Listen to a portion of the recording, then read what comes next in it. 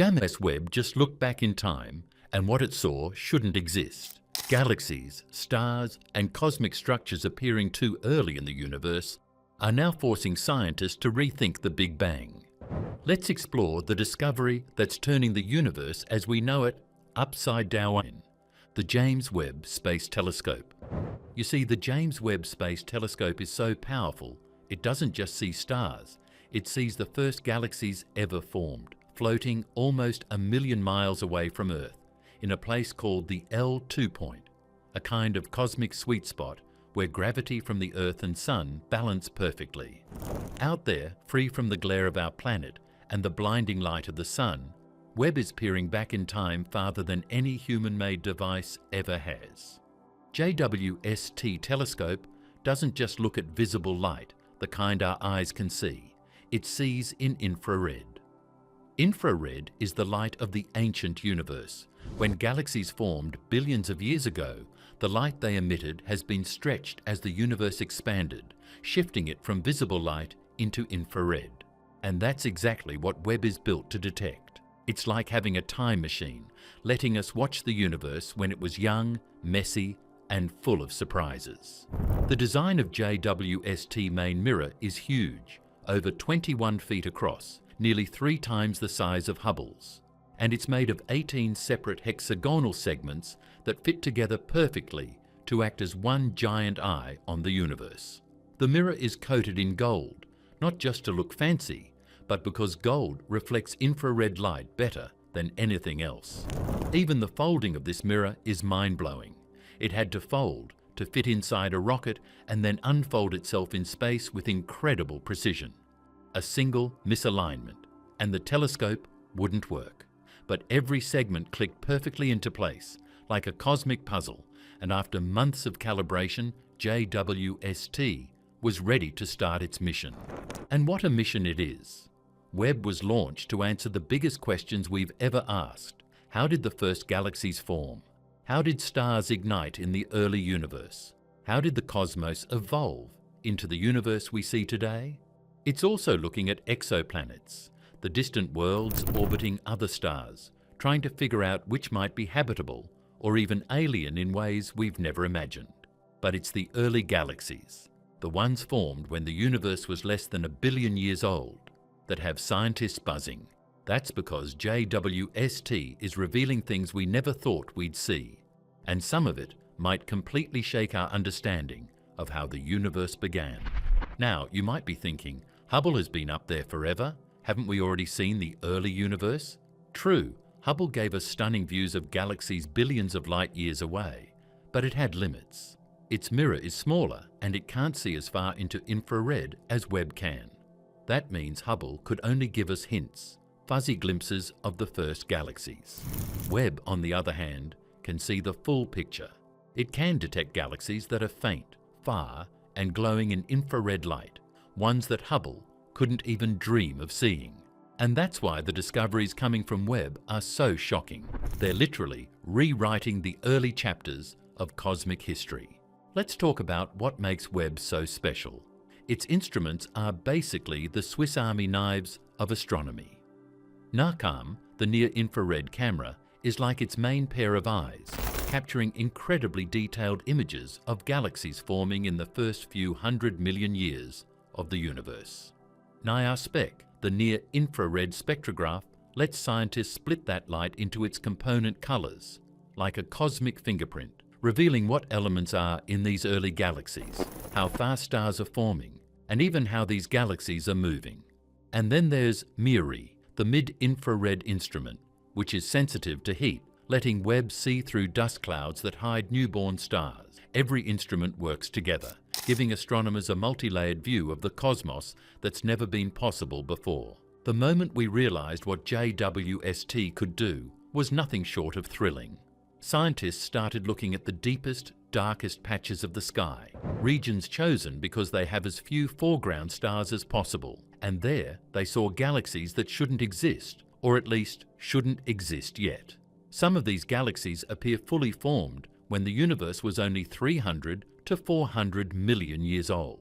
According to all the previous models, galaxies that early should be small, faint, and rare.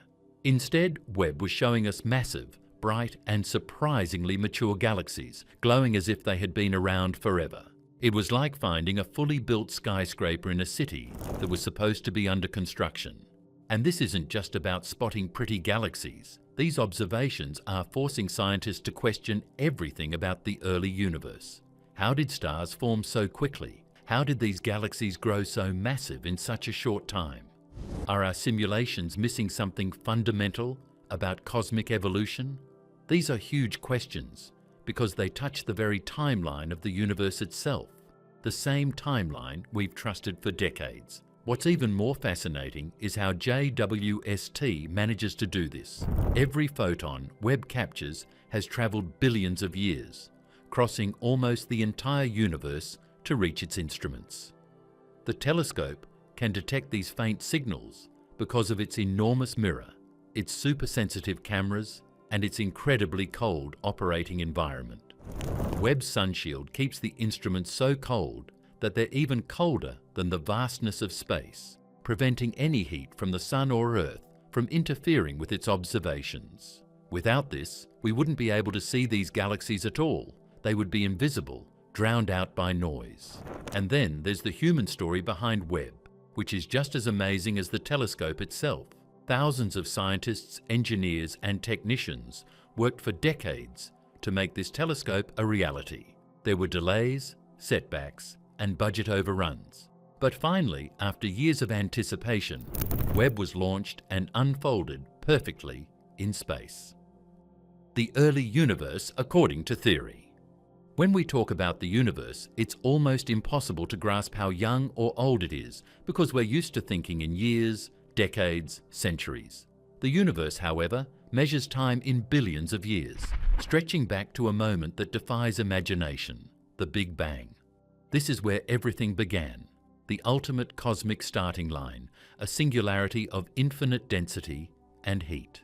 Not a bang in the way fireworks explode, but more like an instant where all space, all matter, all energy, and even time itself came into existence. From that singularity, the universe didn't just sit there, it expanded, and it expanded fast, faster than anything we can really picture.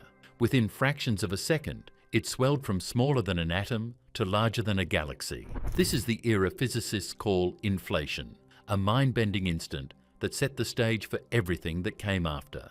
After inflation, the universe kept expanding, cooling as it went, turning from an incomprehensibly hot soup of fundamental particles into a slightly more organized environment, though still far from the stars and galaxies we recognize today. Fast forward about 380,000 years, still incredibly young by cosmic standards, and the universe had cooled enough for the first stable atoms to form. This moment is called recombination. Though the name is misleading, it wasn't recombining, it was combining for the first time. Electrons, which had been free-floating in a chaotic plasma, finally attached to protons, forming neutral hydrogen. This was a monumental moment because neutral hydrogen allowed light to travel freely through space for the first time. Before this, photons, particles of light, were constantly bouncing off electrons, trapped in the opaque primordial soup. The universe became transparent, and the cosmic microwave background radiation, a faint afterglow of the Big Bang, began its journey across the cosmos, carrying with it the fingerprints of the universe's earliest conditions. After this, the universe entered what cosmologists call the Dark Ages. There were no stars, no galaxies, nothing to shine in the vast stretches of space. It was a quiet, lonely, and cold era dominated by neutral hydrogen gas.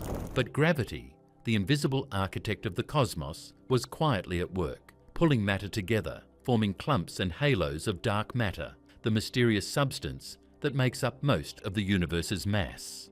These dark matter halos were crucial because they acted as the scaffolding upon which the first stars and galaxies would form. In other words, the stage was being set for the first cosmic structures, though at this point, no one could see them, yet. Models of cosmic evolution, created from a combination of physics, observation, and computer simulations, predicted when and how these first galaxies would appear. The earliest galaxies, according to these models, should have emerged roughly 400 to 500 million years after the Big Bang. They would be small, faint, and relatively rare, mere collections of stars forming inside dense pockets of gas. These galaxies were expected to be chaotic, irregular, and dim, difficult to observe even with the most powerful telescopes. They wouldn't look anything like the spirals and ellipses we see in the modern universe. They were raw, nascent structures, slowly gathering mass as more stars ignited inside them. Why does this matter? Because if we observe galaxies forming earlier than 400 million years after the Big Bang, or galaxies that appear far more massive than predicted, it would suggest that our understanding of how the universe evolved is incomplete. Our cosmological models are built on a framework of well-tested physics, from general relativity to nuclear fusion, and any anomaly challenges the assumptions we've held for decades. Detecting a galaxy that seems too old for the timeline isn't just surprising. It could mean we're missing critical pieces of the cosmic puzzle, maybe about star formation, dark matter, or even the expansion history of the universe itself. This is where redshift comes into play, an essential tool in measuring cosmic distances and ages. The concept is simple, but profound. As the universe expands, light traveling across it stretches, shifting toward longer, redder wavelengths. Astronomers can measure this stretching using spectroscopy, breaking light into its component colors to detect specific signatures of atoms and molecules. The greater the redshift, the farther the galaxy. And because light takes time to travel, the earlier in the universe's history that galaxy existed. In essence, high redshift equals looking back in time. A galaxy with a redshift of 13, for example, means we're seeing it as it was just a few 100 million years after the Big Bang, when the universe was less than 5% of its current age.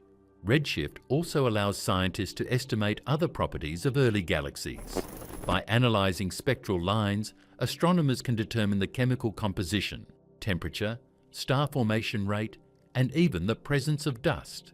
These details are crucial because they provide insight into how quickly galaxies formed, how stars evolved, and whether current models are accurate.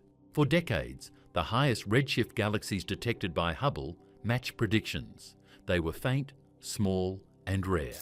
But with the James Webb Space Telescope, those assumptions are being challenged. Webb's infrared vision allows it to see light that is even more redshifted, coming from galaxies formed even earlier than we thought possible.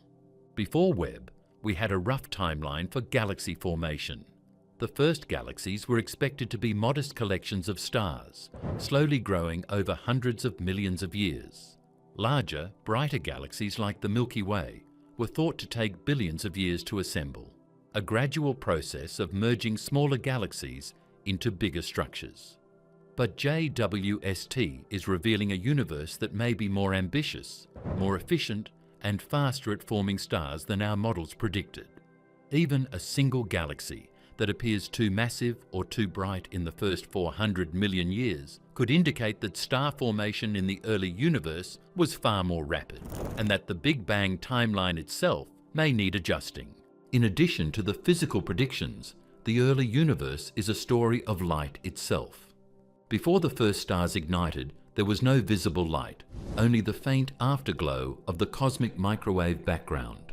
Then, as stars and galaxies formed, they lit up the universe, initiating what astronomers call the epoch of reionization, a period when radiation from the first stars and galaxies began ionizing the neutral hydrogen, transforming the universe from opaque to transparent once again.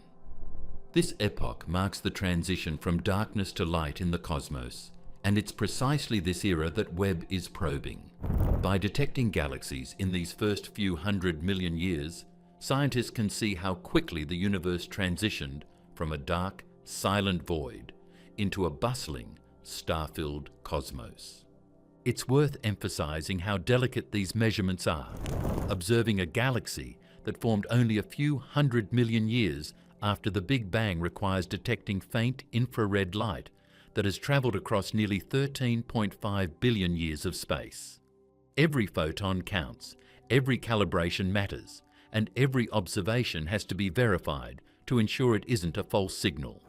Even tiny uncertainties in redshift measurements can drastically change our understanding of a galaxy's age and properties. That's why the early results from JWST are so exciting. They are precise, repeated, and pushing the boundaries of what we thought was observable. The early universe was supposed to be small, quiet, and gradual. The first galaxies were predicted to form slowly, building up mass in a measured fashion. The cosmic timeline was neat and orderly. A singularity, inflation, recombination, the Dark Ages, and then the gradual birth of galaxies hundreds of millions of years later. Observations that contradict this challenge the foundations of cosmology. The universe, it seems, might have been faster, more efficient, and more complex in its infancy than we ever imagined. The expected galaxy formation and why it matters. By the time the universe reached roughly 400 million years old, according to everything astronomers believed for decades, it was finally ready to build its first proper galaxies. Not the majestic spirals or giant ellipticals we see today, but fragile, primitive structures made from newly ignited stars clumped together inside dark matter halos. These early galaxies were expected to be small, dim, irregular, and incredibly rare. In theory, the universe simply hadn't had enough time to do anything more ambitious. The reason comes down to physics and time. After the Dark Ages, gas needed to cool, collapse, and condense inside dark matter halos. Cooling takes time. Star formation takes time. Growing a galaxy takes even more time. Simulations showed that gravity alone couldn't move fast enough to build massive galaxies so early. The first stars, known as population 3 stars, were expected to be short-lived and violent, exploding as supernovae and enriching their surroundings with heavier elements. Only after several generations of stars could galaxies begin to resemble anything stable. That process was thought to be slow, messy, and inefficient. So cosmologists built a timeline that made sense. First came tiny galaxies, barely visible, each containing only a few million stars. Over hundreds of millions of years, these small galaxies would merge, collide, and grow larger. The universe in this model was patient. Nothing big happened quickly. Everything followed a gradual upward curve. This expectation shaped how astronomers searched the early universe. When Hubble looked deep into space, it mostly confirmed this picture. The earliest galaxies Hubble could see were faint and small, exactly what models predicted. That reinforced confidence in the timeline. The Big Bang model seemed solid. The sequence felt locked in. Then James Webb started looking. What Webb began detecting wasn't just early galaxies. It was fully active galaxies, some already massive, some surprisingly bright, and some forming stars at rates that shouldn't have been possible that early. These weren't cosmic toddlers. They looked more like teenagers when, according to theory, the universe should still have been in kindergarten. To understand why this is such a big deal, you have to understand how astronomers estimate a galaxy's age and size. Brightness matters. Mass matters. Star formation rate matters. A galaxy glowing intensely in infrared light suggests lots of stars, and not just newborn ones. It suggests multiple generations of star formation. And multiple generations take time. If a galaxy already looks mature at 300 million years after the Big Bang, then its stars must have started forming much earlier than expected. That creates a problem. Either our understanding of how fast stars and galaxies form is wrong, or the timeline itself is incomplete. This is where redshift becomes more than just a distance measurement. Redshift is the backbone of cosmic dating. When astronomers say a galaxy has a redshift of 10, 12, or 13, they're saying that galaxies' light has been stretched enormously by the expansion of the universe. That stretching tells us how far the light travelled and how long it's been on the road. High redshift means extreme distance and extreme age. But redshift also comes with assumptions. It assumes the expansion rate of the universe is well understood. It assumes the physics governing early cosmic expansion hasn't changed. It assumes that light behaves the same now as it did billions of years ago. These assumptions have held up incredibly well, until now. When Webb finds galaxies that are too massive for their redshift, it forces scientists to ask uncomfortable questions. Are these galaxies really as old as their redshift suggests? Or did they form stars much faster than we thought possible? Or is something missing from our cosmological models? This isn't about throwing out the Big Bang, it's about the details. The Big Bang explains the universe extremely well on large scales, but cosmology lives and dies in the details, and Webb is probing details we've never been able to test before. One possible explanation is that early star formation was wildly efficient. Maybe gas cooled faster. Maybe dark matter halos were more effective at pulling material together. Maybe the first stars formed in denser environments than our simulations assumed. If that's the case, then galaxies could have grown up faster than expected without breaking the timeline entirely. But there's a catch. Making star formation faster usually creates other problems. Rapid star formation should produce intense radiation that blows gas away, shutting future star birth down. Supernova explosions should disrupt fragile early galaxies, not help them grow. To make these early galaxies work, something has to counteract those destructive forces. Another possibility is that early galaxies contained far more massive stars than we expect today. Massive stars burn brighter and live shorter lives. A population dominated by these stars could make a galaxy look much brighter than it actually is in terms of mass. That would make galaxies appear older and larger than they really are. But even this explanation has limits, and Webb's data is already pushing those limits hard. Then there's the most uncomfortable possibility of all, that our understanding of the early universe's expansion is incomplete. If the universe expanded differently in its first few 100 million years, redshift calculations might need refinement. Even small changes in expansion history can dramatically affect age estimates at extreme distances. This is why these discoveries matter so much. The early universe isn't just another chapter in astronomy. It's the foundation. Everything we know about cosmic history rests on those first billion years. If that foundation shifts even slightly, it ripples through every part of cosmology, from dark matter models to the formation of galaxy clusters to the evolution of the universe itself.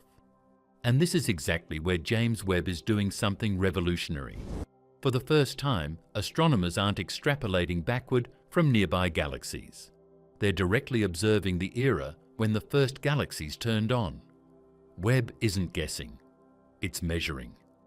The telescope is now mapping the epoch of reionization in detail, tracking how the first galaxies flooded the universe with radiation and transformed neutral hydrogen back into ionized plasma. This process didn't happen overnight. It took hundreds of millions of years, and the galaxies responsible had to be powerful enough to change the state of the entire universe. That alone suggests early galaxies were doing more work than we previously believed. Webb's observations are starting to show that reionization may have happened earlier and faster than models predicted. That lines up with the presence of bright, active galaxies at very high redshift. It paints a picture of an early universe that was not quiet or slow, but aggressive, energetic, and incredibly productive. This doesn't mean scientists were wrong. It means they were limited by what they could see. For decades, cosmology was built using indirect evidence. Computer simulations filled in the gaps where observations couldn't reach. Those simulations were impressive, but they were still educated guesses constrained by incomplete data. James Webb is now filling in those gaps with real light from real galaxies. And that's why this moment is so important. We are watching theory collide with observation in real time. Every new deep field Webb releases has the potential to confirm parts of the Big Bang timeline or force revisions. Every galaxy detected earlier than expected tightens the pressure on existing models. And unlike past anomalies, these observations aren't going away. They're repeatable, they're measurable, and they're coming in fast. The early universe, once thought to be a settled story, is suddenly alive with uncertainty again. The discovery that shook cosmology. One of the earliest and most unsettling discoveries came from a survey known as GLASS, the Grism Lens Amplified Survey from Space. This project was originally designed to test Webb's instruments and to study distant galaxies behind massive galaxy clusters that act as natural magnifying glasses. The expectation was modest. Astronomers hoped to confirm a few known early galaxies and maybe push slightly beyond what Hubble had already seen. No one expected a serious challenge to the timeline of cosmic history to emerge almost immediately. Then came GLASS Z13. At first, it didn't look special, just another faint red smudge buried in a sea of distant objects. But as astronomers began analysing the light, the numbers started to look wrong. Not interesting wrong, not needs more data wrong, fundamentally wrong. The galaxy's estimated redshift was around Z equals 13, possibly even higher. That number alone was enough to make people pause. A redshift that high means the light left the galaxy when the universe was only about 300 million years old. To put that into perspective, the universe is about 13.8 billion years old today. This galaxy existed when the universe was barely 2% of its current age. Before James Webb, galaxies at redshifts above 10 were theoretical targets. Hubble had pushed close, but Webb went straight past that boundary. GLASS Z13 wasn't just distant, it was uncomfortably early. And the problems didn't stop there. Redshift alone doesn't tell the whole story. What really matters is what the galaxy looks like at that distance, how bright it is, how much light it's producing, how many stars it appears to contain. And this is where things started to seriously unravel. GLASS Z13 was not faint in the way early universe models predicted. It was visible enough for Webb to detect clearly in multiple infrared filters. That means it was producing a lot of light, and producing light requires stars. Not just a few stars, but a lot of them. And stars don't appear instantly. They form from collapsing gas clouds, ignite nuclear fusion, evolve, and in many cases explode. Even the fastest star formation scenarios require time, which raises an obvious question. How did a galaxy like this have enough time to exist at all? According to standard cosmological models, the first stars began forming maybe 100 to 200 million years after the Big Bang. The first galaxies came later, after those stars had time to group together and enrich their environments. By 300 million years, galaxies should still be tiny, unstable, and extremely rare. Yet here was GLASS Z13, not just existing, but shining. When astronomers estimated the galaxy's brightness, they realized it implied a star formation rate that was far higher than expected for such an early time. This wasn't a slow, cautious build-up of stars. This was rapid, aggressive growth. The kind of growth that models explicitly said should not be possible in the first few 100 million years of cosmic history.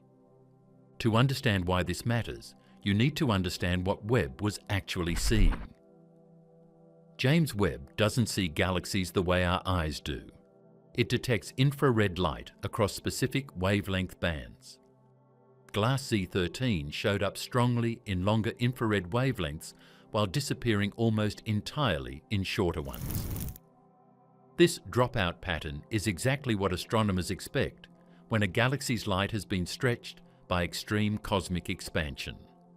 The shorter wavelengths are absorbed by neutral hydrogen in the early universe, while the longer wavelengths pass through and reach Webb's detectors. This dropout signature was one of the first clues that glass Z13 was truly ancient. But astronomers don't stop at images. Images can deceive.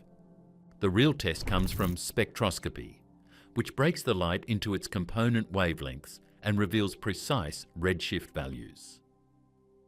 That's where Webb's NIR spec instrument came in. Using spectroscopy, astronomers looked for specific features in the galaxy's light, especially the Lyman alpha break, a telltale sign of extreme distance. When those features appeared exactly where they should for a galaxy at Z approximately 13, skepticism turned into alarm. This wasn't a fluke image, it wasn't noise, it wasn't a misidentified nearby object. This was real, and it wasn't alone.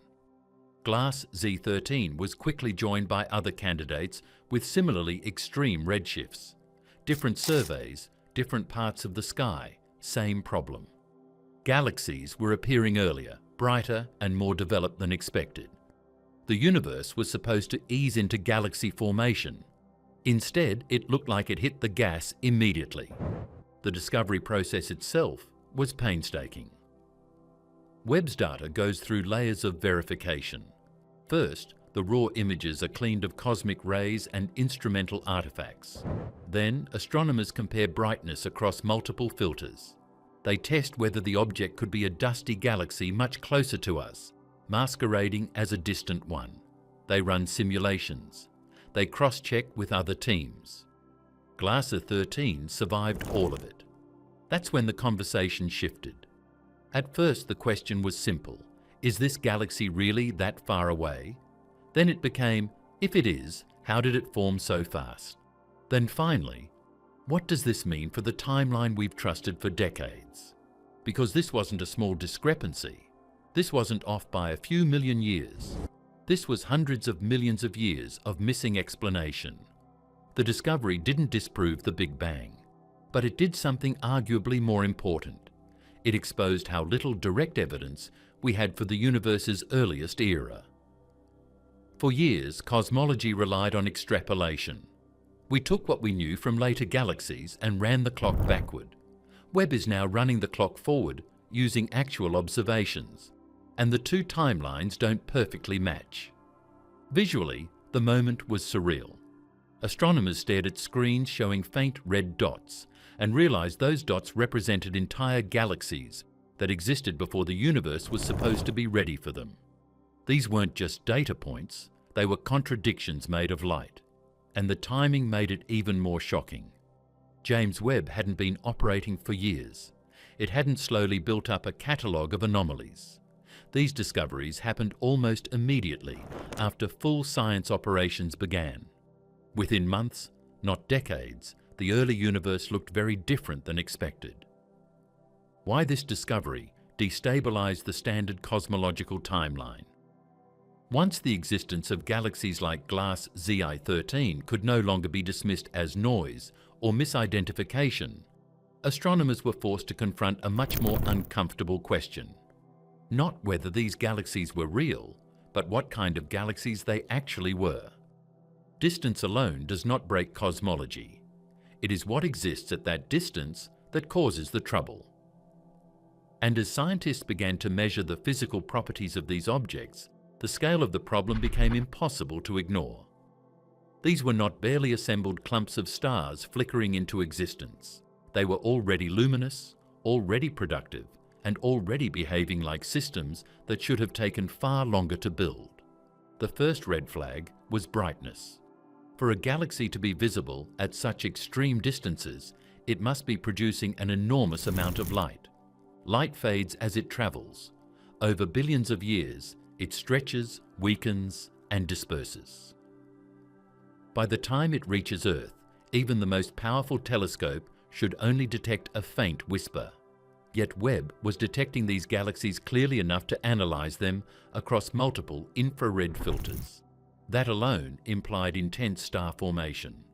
Brightness is not cosmetic, it is physical evidence. It means nuclear fusion is happening on a massive scale. It means large numbers of stars are burning hydrogen and releasing energy. And stars do not form in isolation. They require dense gas reservoirs, gravitational stability, and time. When astronomers estimated the star formation rates of these early galaxies, the numbers were staggering.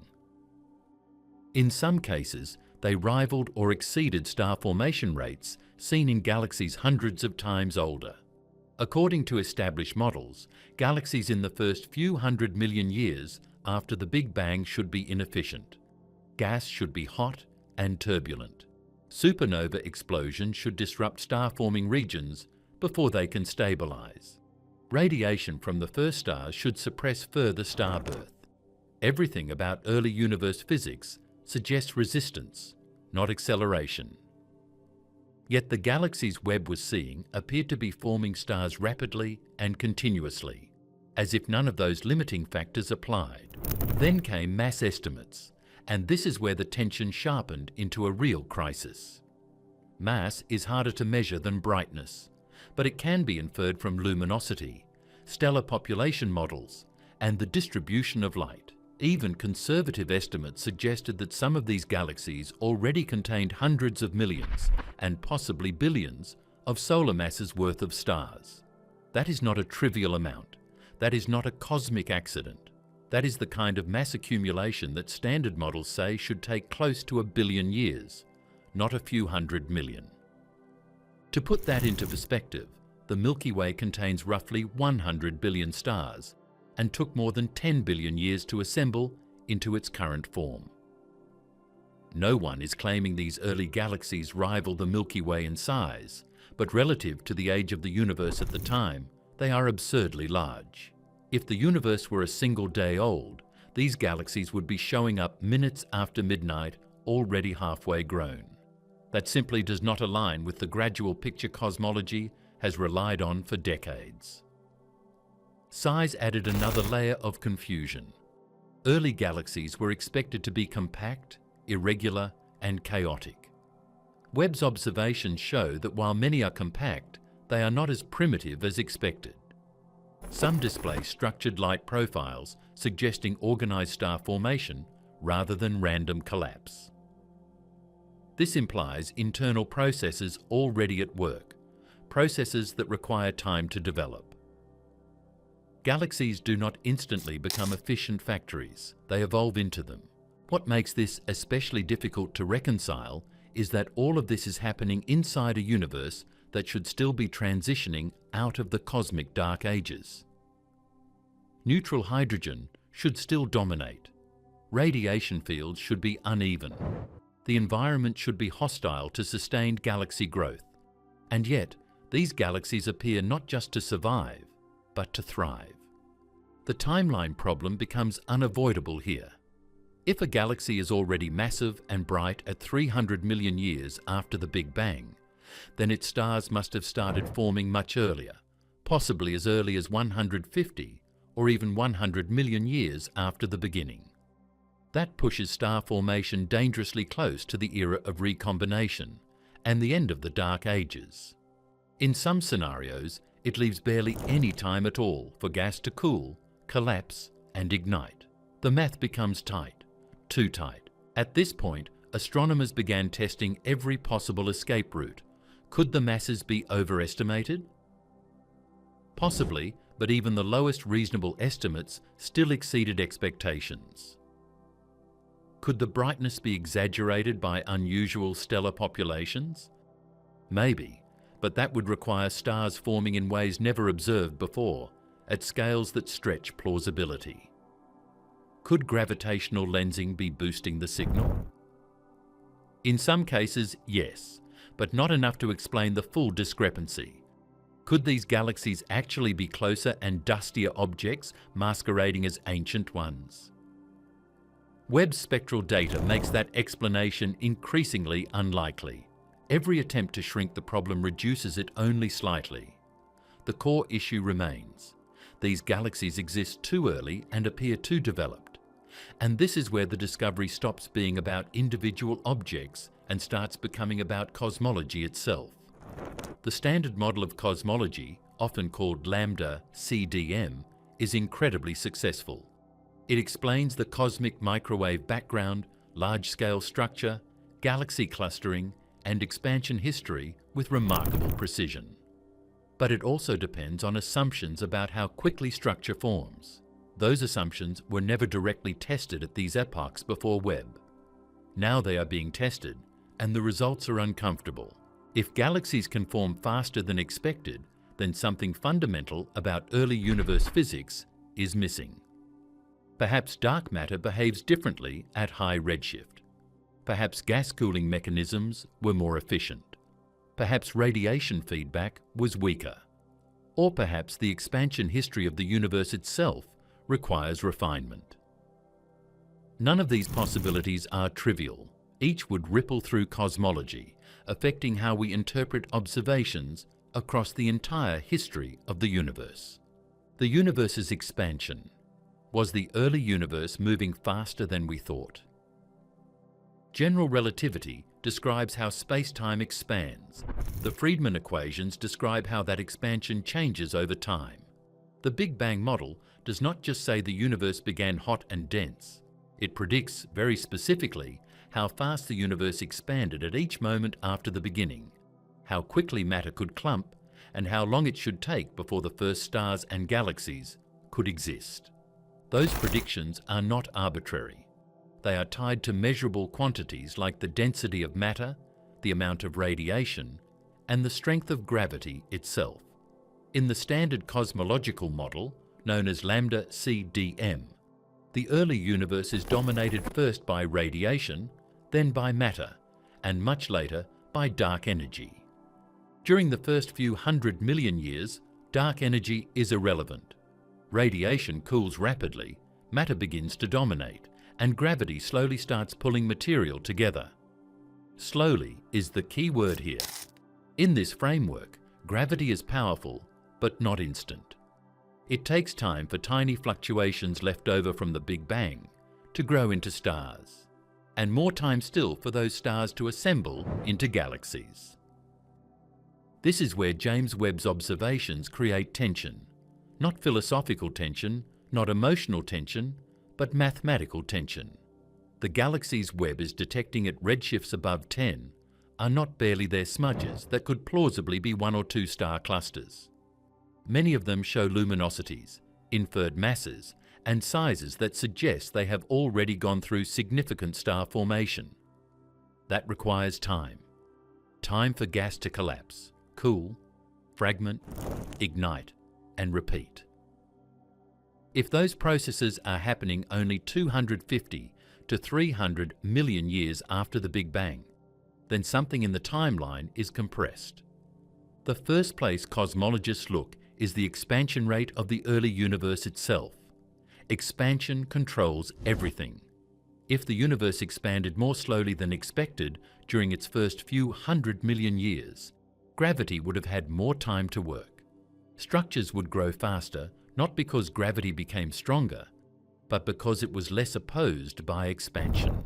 Conversely, if the universe expanded faster early on and then slowed more abruptly, the density of matter could remain high enough for rapid collapse while still matching later observations. In the standard model, the expansion rate at early times is tightly constrained by observations of the cosmic microwave background. The CMB is a snapshot of the universe when it was 380,000 years old. Its temperature fluctuations encode the expansion history before and after that moment. The problem is that the CMB primarily constrains physics at very early times and large scales. It does not directly observe the detailed behavior of expansion between recombination and the first galaxies. That period, from about 400,000 years to a few 100 million years, is often called the Cosmic Dark Ages, and it remains one of the least directly observed epochs in cosmology. James Webb is now probing the very end of those dark ages. When we see galaxies at redshift 13 or 14, we are observing light emitted when the universe was roughly 2% of its current age. In that regime, small deviations in expansion history can have enormous consequences for structure formation. A slight change in how fast space stretches translates into large differences in how quickly matter collapses. One idea being explored seriously is that the early universe may have experienced a brief phase of altered expansion that does not violate general relativity but modifies its inputs. This could involve additional energy components that behave like radiation or stiff matter for a short period. These components would increase or decrease the expansion rate temporarily and then fade away before leaving an imprint on the CMB that contradicts observations. This is not speculative hand-waving. These models are being tested mathematically to see whether they can simultaneously satisfy the CMB, nucleosynthesis constraints, and Webb's galaxy counts. Another possibility is that the expansion rate inferred from the CMB is correct, but our translation of redshift into cosmic time at very high redshift is slightly off due to assumptions embedded in the model. Redshift itself is not controversial. It is a direct measurement of how much the universe has expanded since the light was emitted, but converting redshift into an exact age depends on the assumed expansion history. If that history is modified even subtly at early times, the same redshift corresponds to a slightly older universe. That difference might only be tens of millions of years, but in the early universe, tens of millions of years is enormous. To understand why, consider how quickly stars can form once conditions allow it. Gas does not wait politely. Once it reaches sufficient density and cooling becomes efficient, collapse accelerates rapidly. The first stars, known as population 3 stars, are thought to have formed in just a few million years once their host halos crossed a critical mass threshold. If those thresholds were reached earlier than expected due to altered expansion dynamics, then galaxies could appear far sooner without violating basic physics. There is also the question of density. The early universe was denser everywhere. If expansion was marginally slower during the first 200 million years, then matter density would remain higher for longer, making gravitational collapse dramatically more efficient. This does not require exotic new forces. It simply requires revisiting the balance between expansion and gravity during a period we have never directly observed before Webb. Importantly, this is not about disproving the Big Bang. The Big Bang describes the hot, dense origin of the universe and is supported by overwhelming evidence. What is being questioned is the detailed expansion curve after that origin. The difference matters. The Big Bang can be correct, while the timeline we inferred from incomplete data needs revision.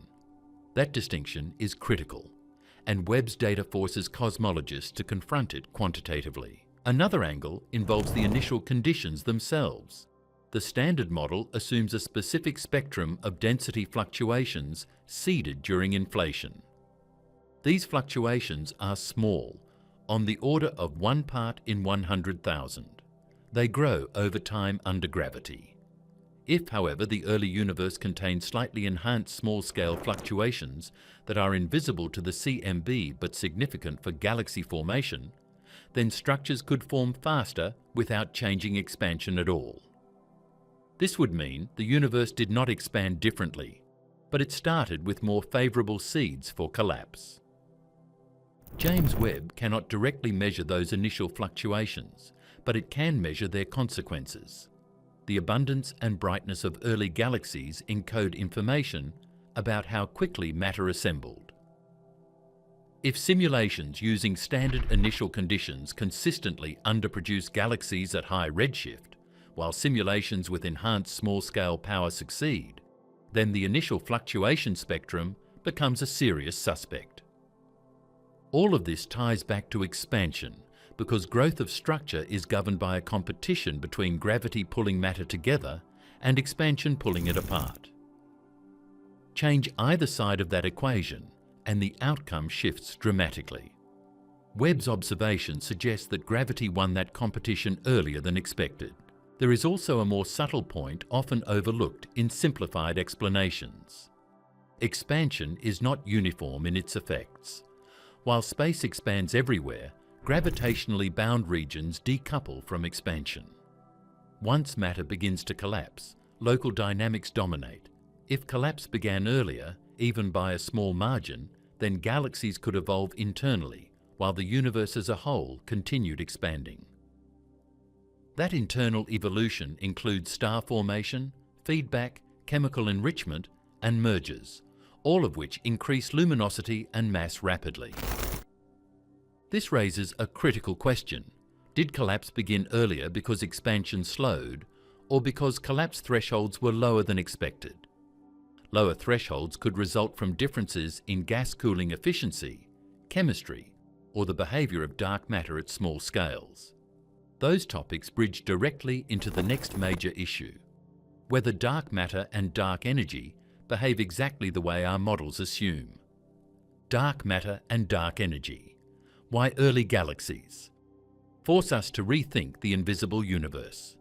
If the early universe did not expand dramatically slower than expected, then the only remaining explanation for Webb's galaxies is that matter itself behaved differently in the first few 100 million years. Not ordinary matter. Ordinary matter cannot do much on its own. It collides, heats up, resists collapse, and radiates energy inefficiently. The true engine of early structure formation has always been dark matter. Every galaxy, without exception, is thought to sit inside a massive halo of it. If galaxies are forming too early, too massive, and too luminous, then the properties of those halos demand re-examination. In the standard cosmological model, dark matter is assumed to be cold, collisionless, and slow-moving from very early times. Cold does not mean low temperature in the usual sense. It means the particles move slowly compared to the speed of light, allowing them to clump efficiently on small scales. This assumption is crucial. If dark matter were warm or hot, its motion would smear out small density fluctuations, preventing early collapse. Cold dark matter is the reason galaxies can exist at all, but cold dark matter also has limits. Simulations using standard cold dark matter physics predict that at redshifts above 10, halos should be relatively small and rare. The halos massive enough to host bright galaxies should be extremely uncommon.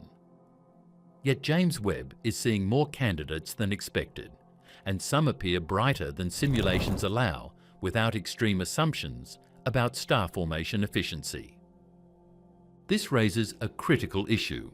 Either the galaxies are converting gas into stars far more efficiently than any known physical process predicts, or the dark matter halos they live in are more massive and more numerous than the standard model allows at that time. The first option strains astrophysics. The second strains cosmology. One possibility is that dark matter collapses faster than expected at early times. That could happen if its properties are slightly different from the cold, collisionless idealization. Even a small amount of self-interaction could accelerate halo formation by allowing dark matter to shed energy and condense more efficiently. Self-interacting dark matter has been studied primarily to address problems in nearby dwarf galaxies, but Webb's data forces researchers to ask whether its effects might be even more important in the early universe. Another idea involves dark matter particle mass.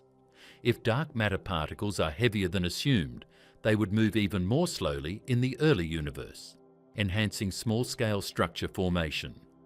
This would allow halos to assemble earlier without changing the expansion rate or the initial fluctuation spectrum. The challenge is that such changes must still agree with constraints from the cosmic microwave background and large-scale structure today. Webb's observations push these models into a narrow but testable parameter space. There is also growing interest in models where dark matter is not a single particle species, but a mixture. In such scenarios, a dominant cold component behaves normally, while a subcomponent interacts or decays in ways that boost early halo growth. This is not speculative fantasy. These models are motivated by particle physics and are actively being tested against observational data. Webb provides a new and powerful constraint because it probes the epoch when dark matter's influence on galaxy formation is most direct and least obscured by later processes. The timing matters enormously. By redshift 13, the universe is only a few 100 million years old. Dark matter halos at that time have not experienced billions of years of mergers and interactions. Their properties are closer to the primordial behavior of dark matter itself. That makes high redshift galaxies a clean laboratory for testing dark matter physics in a way that nearby galaxies cannot. There is also the issue of halo concentration. Standard simulations predict how dense dark matter halos should be at different epochs. If early halos were more concentrated than expected, gas would fall into them more efficiently, igniting star formation earlier and faster. Higher concentrations could result from altered collapse histories driven by subtle changes in dark matter dynamics. Webb's galaxies, by their brightness and inferred mass, suggest deep potential wells that are difficult to explain otherwise. Now consider dark energy. At first glance, dark energy should not matter here at all. In the standard model, dark energy becomes dominant only much later, billions of years after the Big Bang. During the era Webb is observing, dark energy's contribution to the total energy density of the universe is negligible. But that assumption itself has come under scrutiny. Some theoretical models allow dark energy to evolve over time. Instead of being a constant vacuum energy, it could have behaved differently in the early universe, contributing a small but non-zero effect that altered expansion or structure growth. Even a few percent change in the expansion rate during the first few 100 million years could significantly affect how quickly dark matter halos form. Early dark energy models are not designed to explain Webb specifically. They were originally proposed to address the so-called Hubble tension, a discrepancy between measurements of the universe's expansion rate today. However, Webb's observations provide a new testing ground for these ideas. If dark energy briefly influenced the early universe and then faded, it could compress the timeline of structure formation without contradicting later observations. There is a delicate balance here. Any modification involving dark energy must leave the cosmic microwave background largely unchanged. The CMB is measured with extraordinary precision. That severely limits how much dark energy can contribute at early times. But it does not eliminate the possibility entirely. A narrow window remains where early dark energy could exist briefly, alter expansion just enough, and then disappear. Another angle involves the interaction between dark matter and dark energy. In most models, they are treated as completely independent, but there is no fundamental law requiring that to be true. Coupled dark sector models allow energy transfer between dark matter and dark energy. In the early universe, such interactions could change how quickly dark matter clumps or how the expansion rate evolves. These models are complex, but Webb's data gives them something they previously lacked: direct observational pressure. None of these ideas are being invoked casually. They are responses to specific, quantitative discrepancies. Webb is not showing one odd galaxy. It is showing a population trend. Even if some high redshift candidates turn out to be lower redshift interlopers, enough remain to challenge baseline predictions. The number counts, luminosities, and inferred stellar masses push simulations to their limits. Another critical factor is star formation efficiency. In standard models, only a small fraction of gas in early halos is expected to turn into stars quickly. Feedback from supernovae and radiation pressure should suppress rapid growth. But if dark matter halos are deeper and more concentrated, feedback becomes less effective. Gas stays bound, star formation continues, and galaxies brighten rapidly. This links dark matter physics directly to observable galaxy properties. Webb's infrared sensitivity allows astronomers to estimate stellar masses by analysing the light from older stars, not just the ultraviolet glow of newborn ones. Some early galaxies appear to host stellar populations that are already tens of millions of years old. That implies star formation began even earlier than the observed redshift suggests. Pushing star formation back by another 50 or 100 million years intensifies the problem. It tightens constraints on dark matter collapse times and leaves even less room for standard assumptions. What makes this especially powerful is that these conclusions do not rely on speculative interpretations.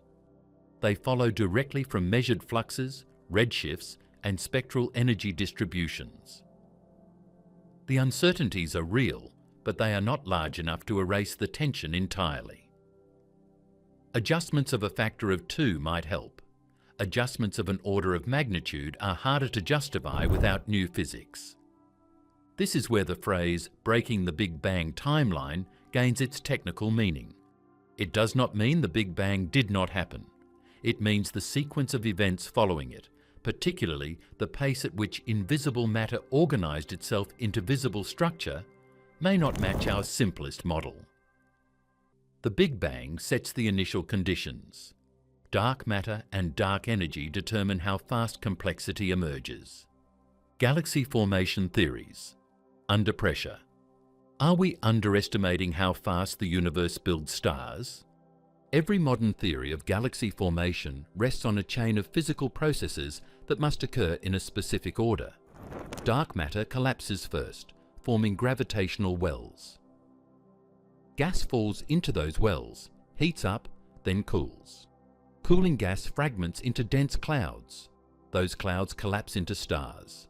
Stars emit radiation, explode as supernovae, and regulate further star formation. None of this is controversial. What is controversial now is the timescale. James Webb is showing galaxies that appear to have completed large portions of this process far earlier than models predict is physically possible.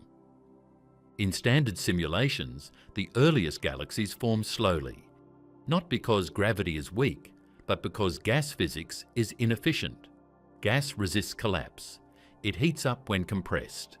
It must radiate energy away before it can condense into stars. That cooling depends on atomic transitions, molecular formation, and metallicity. In the early universe, metals do not exist yet. Hydrogen and helium dominate, and they are poor coolants. This is one of the main reasons early star formation is expected to be slow and limited to small regions. Population 3 stars are predicted to form first in isolated pockets inside small dark matter halos with masses around 1 million solar masses. These stars are thought to be massive, short-lived, and rare. Their radiation and supernova explosions should disrupt surrounding gas, delaying further star formation. Only after repeated cycles of enrichment should larger, more stable galaxies emerge. According to this framework, galaxies bright enough to be easily detected should not exist in significant numbers until at least 400 to 500 million years after the Big Bang. James Webb is observing galaxies that appear to violate this sequence. Some show inferred stellar masses of hundreds of millions or even a billion solar masses at times, when the universe should barely have completed its first generation of stars. To achieve that mass, star formation would have to proceed rapidly, efficiently, and continuously, without being shut down by feedback. That combination contradicts the behavior built into current simulations. The key question is whether simulations are wrong because they underestimate star formation speed, or whether the underlying physics assumptions are incomplete. To understand where the problem lies, it helps to look closely at how galaxy formation simulations work. These simulations do not directly model every star. That would be computationally impossible. Instead, they use subgrid physics. Large-scale gravity is calculated accurately, but star formation and feedback are implemented using simplified rules based on local gas density, temperature, and empirical relations observed in nearby galaxies. These rules are calibrated using galaxies in the present-day universe. They work well at low redshift. The assumption has always been that the same physical principles apply at high redshift, just under different conditions. Webb is forcing us to question whether that assumption is valid. One critical parameter is star formation efficiency, the fraction of gas converted into stars per unit time. In modern galaxies, this efficiency is low, typically a few % per free-fall time. Feedback from radiation, stellar winds, and supernovae prevents runaway collapse. In simulations of early galaxies, similar efficiencies are assumed, often even lower due to strong feedback from massive population 3 stars. But what if early star formation was fundamentally different? The gas density in early halos may have been much higher. The cosmic microwave background temperature was higher, altering cooling pathways. Turbulence may have behaved differently. Magnetic fields may have been weaker or absent, reducing support against collapse. Under such conditions, gas could fragment and collapse faster than expected. Another factor is gas inflow. Early dark matter halos were fed by dense filaments of the cosmic web. These cold streams could deliver gas continuously, replenishing material lost to feedback. If gas supply outpaced feedback, star formation could continue uninterrupted.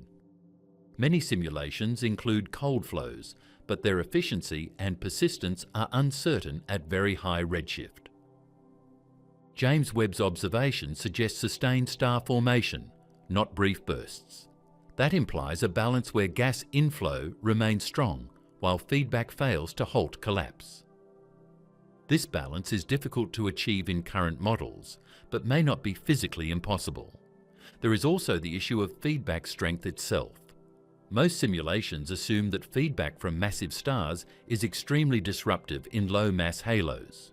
Radiation ionizes gas, supernovae expel it, and star formation shuts down. But this picture is based partly on assumptions rather than direct observations of the first galaxies. If feedback was weaker than assumed, or if gas recollapsed more quickly after disruption, then star formation could resume sooner. Metallicity plays a central role here. Once even small amounts of heavy elements are present, cooling becomes dramatically more efficient. That allows gas to collapse faster and form lower mass stars. If the first stars enriched their surroundings more rapidly than expected, then subsequent generations could form efficiently in a short time. This creates a non-linear effect, where star formation accelerates quickly once it begins. Webb is sensitive to light from evolved stars, not just newborn ones. That means some of the galaxies being detected likely experienced star formation tens of millions of years before the observed epoch. That pushes the onset of star formation even closer to the Big Bang, compressing the timeline further. Another major uncertainty lies in how simulations treat small-scale structure. Resolution matters. If simulations cannot resolve dense gas clumps accurately, they may artificially suppress star formation. Higher resolution simulations often find more efficient early star formation, but even these struggle to match Webb's brightest galaxies without extreme assumptions. This leads to a deeper issue. Galaxy formation models were never designed to be predictive at redshifts above 10. They were designed to reproduce the universe we see today. Early galaxies were a means to an end, not the primary constraint. Webb has reversed that situation. Now the earliest galaxies are the constraint, and the models must adjust accordingly. If simulations consistently underpredict early star formation across different codes and assumptions, then the problem is not numerical. It is physical. Something about the early universe allowed gas to turn into stars faster than our baseline theory permits. This brings us directly to the Big Bang timeline itself. The timeline is not just a list of events, it is a causal sequence governed by physical rates, cooling rates, collapse rates, merger rates. If galaxies exist earlier than expected, then either those rates are wrong or the clock we use to assign ages is miscalibrated. One possibility is that star formation began earlier than currently assumed, perhaps as early as 100 to 150 million years after the Big Bang. This would require that dark matter halos capable of hosting stars formed extremely early. That in turn depends on the growth rate of density fluctuations. Small changes there have large downstream effects. Another possibility is that galaxies assembled rapidly through mergers of many small star-forming units. Instead of slow in situ growth, early galaxies could be the product of rapid hierarchical assembly. This would increase mass and luminosity quickly, without requiring unrealistically high star formation efficiency in individual regions. However, mergers also generate feedback and turbulence, which usually suppress star formation. Balancing these effects is difficult. There is also the issue of observational interpretation. Stellar masses and ages are inferred from spectral models. Those models assume certain initial mass functions and star formation histories. If the first stars had a very different mass distribution, then inferred masses and ages could be biased. However, adjusting these assumptions helps only marginally. The tension remains. At some point, the question becomes unavoidable. Are we missing physics? Not exotic philosophy, but concrete mechanisms.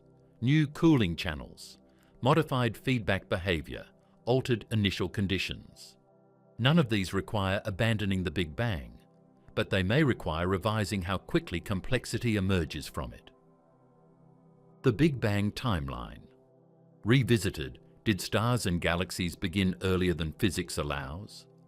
When James Webb reveals galaxies that appear too massive and too evolved at very early times, the question is not whether the Big Bang happened, but whether the post-Big Bang sequence unfolded faster than our equations currently permit. In standard cosmology, the earliest possible moment for star formation is set by several hard constraints. The universe must cool below certain temperatures. Density fluctuations must grow beyond a threshold. Gas must decouple from radiation and fall into gravitational wells. None of these steps can be skipped. They are dictated by atomic physics, thermodynamics, and gravity. That is why early star formation has always been placed at around 150 to 200 million years after the Big Bang, with the first galaxies following significantly later. James Webb is pushing directly against this boundary. Some galaxies it detects appear to require star formation histories that begin almost immediately after the universe becomes neutral. That leaves very little time for the necessary build-up of structure.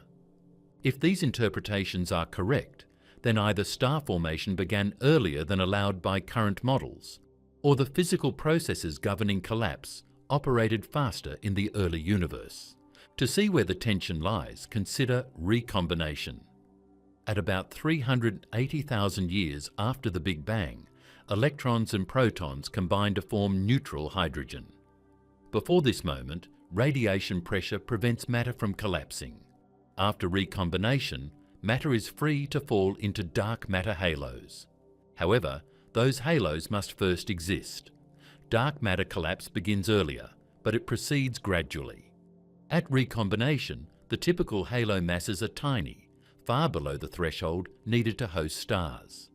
Structure growth follows a well-defined trajectory.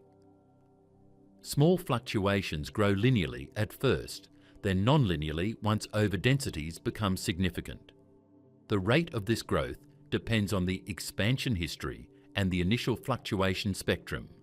According to standard calculations, halos massive enough to host efficient star formation should not be common until several 100 million years after recombination. Webb's data implies that either halos grew faster than expected or the mass threshold for star formation was lower. Both options imply changes to the timeline. One possibility is that star formation began in much smaller halos than previously thought. Traditional models assume a minimum halo mass below which gas cannot cool efficiently. This threshold is set by the ability of hydrogen to radiate energy through atomic transitions. Below a certain temperature and density, cooling stalls. However, molecular hydrogen can cool gas at lower temperatures. If molecular hydrogen formation was more efficient in the early universe than assumed, then star formation could begin in smaller halos and earlier times. Molecular hydrogen formation depends on the presence of free electrons and specific reaction pathways. Small changes in these processes could dramatically affect cooling efficiency. Most simulations include molecular cooling, but often in simplified form. If those treatments underestimate cooling rates, then the onset of star formation could be shifted earlier by tens of millions of years. That may not sound like much, but in the early universe, it is enormous. Shifting star formation back by even 50 million years gives galaxies far more time to grow by the epochs Webb is observing. Another factor is radiation feedback from the first stars. Population 3 stars are expected to emit intense ultraviolet radiation that dissociates molecular hydrogen, suppressing further star formation. This negative feedback is one of the main reasons early star formation is thought to be self-limiting.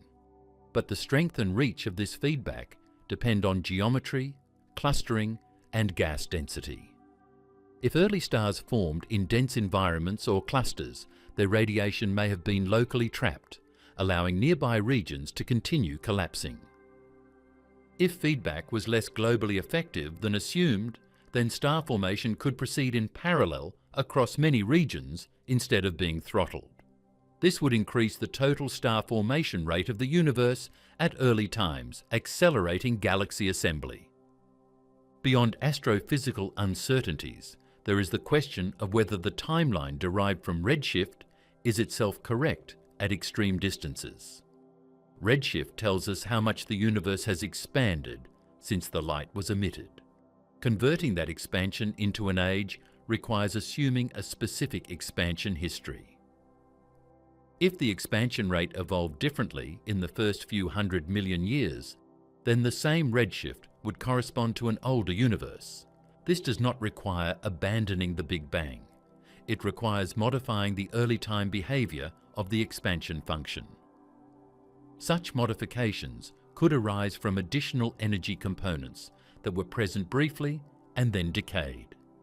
These components would affect the expansion rate without leaving a strong imprint on later epochs. Early dark energy is one example, but it is not the only one. Scalar fields, phase transitions, or changes in relativistic particle content could alter expansion subtly. These ideas are constrained by the cosmic microwave background, but not completely ruled out. Webb's observations provide a new constraint that operates at a later epoch than the CMB, filling in a previously untested gap. Another radical but increasingly discussed possibility is that inflation left behind more power on small scales than the simplest models predict. Inflation determines the initial density fluctuation spectrum. The CMB measures this spectrum on large scales, but small-scale fluctuations are harder to constrain. If inflation produced enhanced fluctuations at small scales, then structure formation would begin earlier and proceed faster without changing large-scale observations. This would mean the universe was predisposed to build small structures quickly. Dark matter halos would form earlier. Gas would follow. Star formation would ignite sooner. Webb's galaxies could then be a natural outcome rather than a surprise. Such models are attractive because they preserve the Big Bang framework while modifying its initial conditions. However, they must be tested carefully. Too much small-scale power would produce consequences we do not observe, such as excessive early black hole formation or distortions in the CMB through secondary effects. Another implication of earlier galaxy formation is chemical enrichment. Heavy elements are produced by stars. If galaxies existed earlier, then metals must also appear earlier. Webb's spectroscopy is beginning to probe this. Some early galaxies show hints of metal enrichment that seem surprisingly advanced. This suggests that multiple generations of stars may have already lived and died by the observed epoch. That creates a compounding problem. Earlier star formation requires earlier halo formation. Earlier halo formation requires faster growth of density fluctuations. Faster growth requires either altered expansion, altered initial conditions, or altered gravity. Each option carries implications beyond galaxy formation. Modified gravity theories are occasionally mentioned, but they face severe constraints. Gravity must behave extremely close to general relativity across a vast range of scales. Any modification strong enough to accelerate early structure formation risks conflicting with observations of the CMB, gravitational lensing, and galaxy clustering. As a result, modified gravity is generally considered a last resort in this context. The more conservative approach is that the Big Bang timeline is not wrong, but compressed.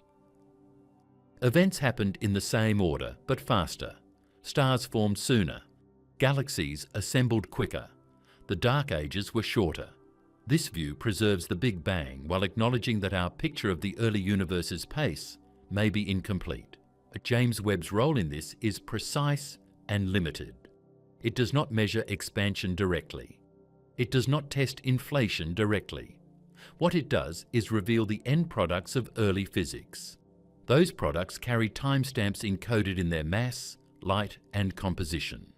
When those timestamps disagree with our expectations, the disagreement must be resolved somewhere in the chain of reasoning. Either galaxies are younger and less massive than they appear, which would require systematic errors in interpretation, or the universe built complexity faster than allowed by baseline models. The first option is being tested aggressively. The second option is increasingly difficult to ignore. How James Webb sees ancient light, that no telescope could before. Every discovery James Webb has made about the early universe begins with one technical capability: infrared vision. Without infrared imaging, the early universe is effectively invisible. The galaxies that appear to challenge the Big Bang timeline do not announce themselves with bright visible light. They are faint, redshifted, stretched, and buried behind cosmic obstacles that only infrared instruments can overcome. To understand why James Webb can see what no previous telescope could, it is necessary to understand what happens to light as the universe expands. Light emitted by stars billions of years ago does not arrive unchanged. As space expands, the wavelength of that light stretches with it. Ultraviolet and visible photons emitted by the first stars are gradually shifted into the infrared by the time they reach Earth. This effect, known as cosmological redshift, is not optional or correctable. It is a direct consequence of space-time expansion. For galaxies at redshifts above 10, nearly all of their emitted ultraviolet and visible light has been shifted deep into the near-infrared and mid-infrared bands. Hubble, despite its extraordinary success, was never designed to operate efficiently in this regime. Its infrared instruments were limited in sensitivity and wavelength range. James Webb, by contrast, was engineered from the beginning to operate primarily in infrared, covering wavelengths from roughly 0.6 to 28 microns. That range is not arbitrary. It was chosen specifically to capture light from the first galaxies. But infrared sensitivity alone is not enough. The signal from early galaxies is extraordinarily faint. These objects are small, distant, and often low in surface brightness. Their light has travelled for more than 13 billion years, spreading out across an expanding universe. By the time it reaches Webb, the number of photons hitting the detector is extremely low. Detecting that signal requires not only sensitive detectors, but a telescope that minimizes every possible source of noise. This is where Webb's design becomes critical. Unlike Hubble, which operates at near room temperature, James Webb is passively cooled to about 40 Kelvin. Its instruments are shielded from sunlight by a massive, multi-layer sunshield roughly the size of a tennis court. This is not for protection, it is for silence. At infrared wavelengths, heat is noise. Any warm object emits infrared radiation. If the telescope itself were warm, it would drown out the faint cosmic signals it is trying to detect. By cooling the telescope and instruments, Webb reduces thermal emission to a level where the dominant signal is astrophysical rather than instrumental. This allows it to detect objects that are orders of magnitude fainter than what Hubble could reliably observe in the same wavelength range. Infrared imaging also allows Webb to see through dust. In the early universe, galaxies were gas-rich and dust-poor compared to modern galaxies, but dust still played a role, especially in regions of intense star formation. Dust absorbs ultraviolet and visible light and re-emits it in the infrared. Hubble would often see dark patches or incomplete structures where dust blocked the view. Webb sees straight through those regions, revealing stars and structures that were previously hidden. This matters for early galaxies because their apparent brightness and size depend on how much of their light is obscured.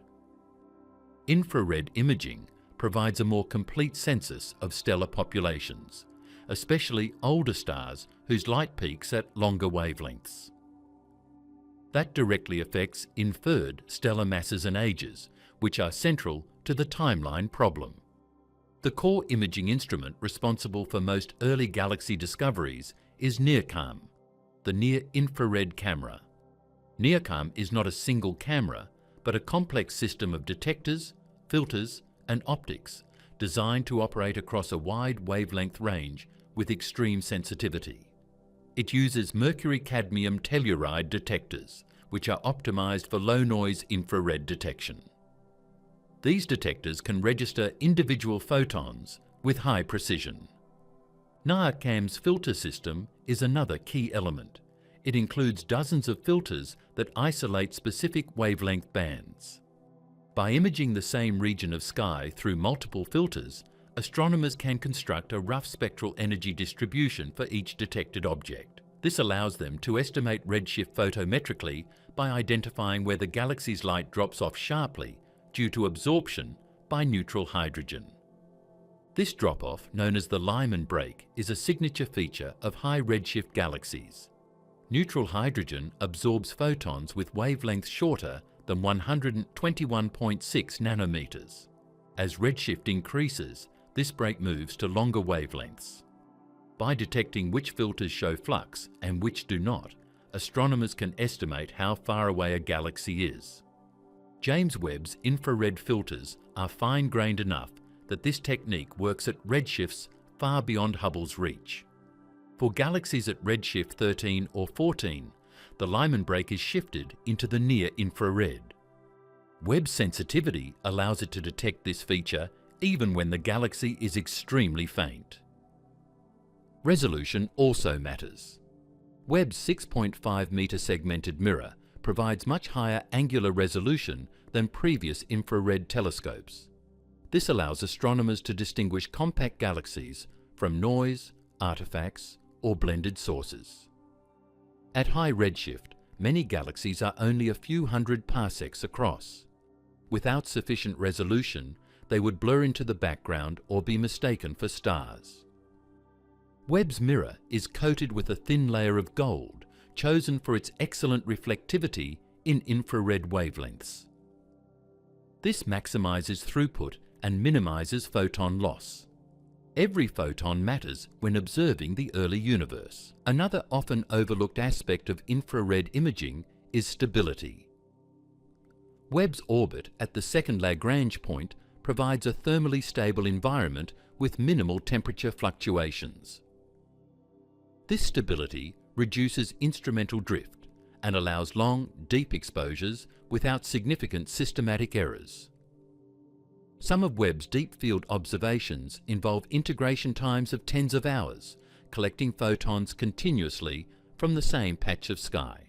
These deep fields are where many of the controversial early galaxy candidates were found.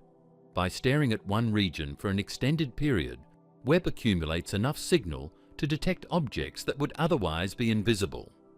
The trade-off is data volume and complexity. Each deep field produces massive datasets that must be carefully processed to separate real objects from noise. Infrared imaging is particularly vulnerable to noise from cosmic rays, detector artifacts, and background fluctuations.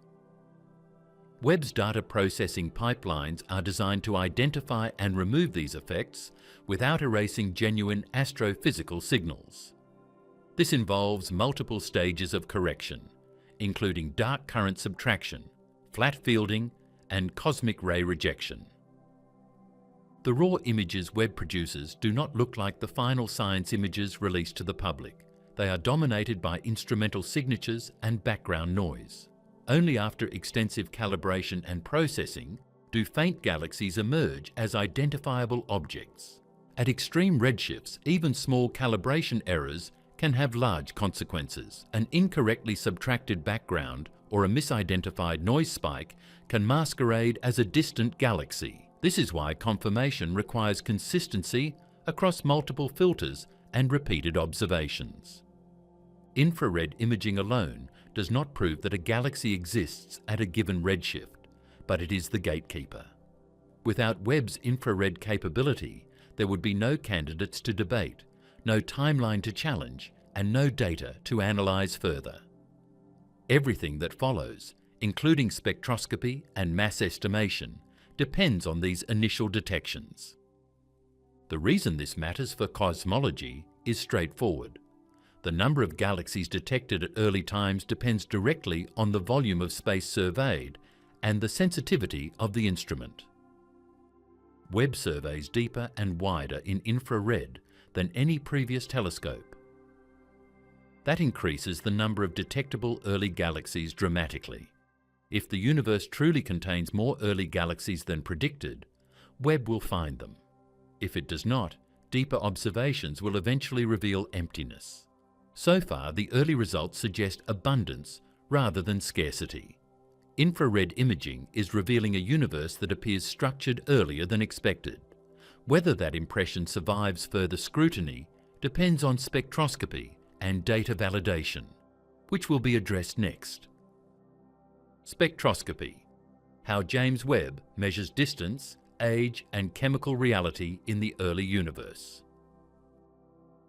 Seeing a galaxy is not the same as understanding it. Infrared images can reveal faint shapes and colours, but images alone cannot tell us how far away a galaxy truly is, how old its stars are, or what elements exist inside it. Every claim about galaxies that appear to break the Big Bang timeline ultimately stands or falls on spectroscopy. This is the step where speculation ends and measurement begins. Spectroscopy works by breaking light into its component wavelengths, creating a spectrum. That spectrum is not smooth. It contains sharp features called absorption and emission lines, each corresponding to specific atomic transitions. Hydrogen, helium, oxygen, carbon, nitrogen and iron all leave distinct fingerprints in light. These fingerprints do not change.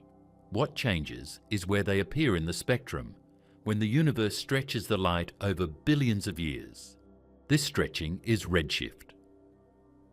When astronomers say a galaxy has a redshift of 13, they mean that every wavelength of light emitted by that galaxy has been stretched by a factor of 14 before reaching us.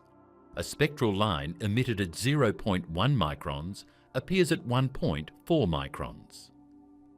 This shift is precise, predictable, and measurable. It is the most reliable distance indicator in cosmology. James Webb was built with spectroscopy as a core function, not an add-on. Its instruments were designed to capture spectra from extremely faint sources at infrared wavelengths, where no previous telescope could operate effectively. This is the technical reason Webb can move early universe studies from candidate detection to confirmation. The primary instrument responsible for this is NIR-SPEC, the near-infrared spectrograph. NIR-SPEC operates over a wavelength range that perfectly overlaps with the redshifted light of the first galaxies. Its most powerful feature is its ability to observe up to hundreds of objects simultaneously using a microshutter array. Each microshutter is a tiny, individually controlled window that can open or close to isolate light from a specific galaxy. This is critical because early galaxies are faint and densely packed in deep field observations. Without the ability to isolate individual sources, their spectra would blend together, becoming unusable. The microshutter array allows Webb to target many candidate galaxies at once, while blocking unwanted background light. Once light enters NIR spec, it is dispersed by gratings that separate wavelengths with extremely high precision. The resulting spectrum is recorded by sensitive infrared detectors. These detectors must distinguish real spectral features from noise, thermal background, and cosmic ray hits. The engineering challenge here is enormous. At these wavelengths and sensitivities, even tiny imperfections can overwhelm the signal. One of the most important measurements made by NIR spec is the detection of the Lyman alpha break and other hydrogen features. Neutral hydrogen absorbs light below a specific wavelength. In the early universe, this absorption is nearly complete. The result is a sharp cutoff in the spectrum. Finding the exact location of that cutoff allows astronomers to calculate redshift with high confidence. Photometric redshifts inferred from imaging rely on this same feature, but spectroscopy resolves it directly rather than inferring it statistically. This is why spectroscopic confirmation is essential. Many early galaxy candidates initially identified by imaging alone have been reclassified after spectroscopy revealed them to be lower redshift interlopers. Webb's role is to eliminate those false positives. But what has made Webb's discoveries unsettling is that a significant fraction of high redshift candidates remain high redshift after spectroscopic follow-up. Their spectral breaks appear exactly where they should for redshifts above 10. In some cases, additional emission lines confirm the distance independently. This removes ambiguity. Spectroscopy also reveals chemical composition. Early galaxies are expected to be metal-poor. Metals are elements heavier than helium, produced only inside stars. Finding metals in a galaxy implies that at least one previous generation of stars already lived and died. Webb has detected oxygen and carbon lines in galaxies that are only a few 100 million years old. That means star formation began earlier than the observed epoch. These detections are not marginal. The lines appear at specific wavelengths with strengths that can be modelled. The presence of metals constrains star formation history. It rules out scenarios where a galaxy suddenly formed all its stars at the moment we observe it. Instead, it implies sustained star formation over tens of millions of years. Spectroscopy also measures ionization states. The relative strengths of different lines reveal how intense the radiation field is inside a galaxy. Some early galaxies show extremely strong ionizing radiation, consistent with massive hot stars.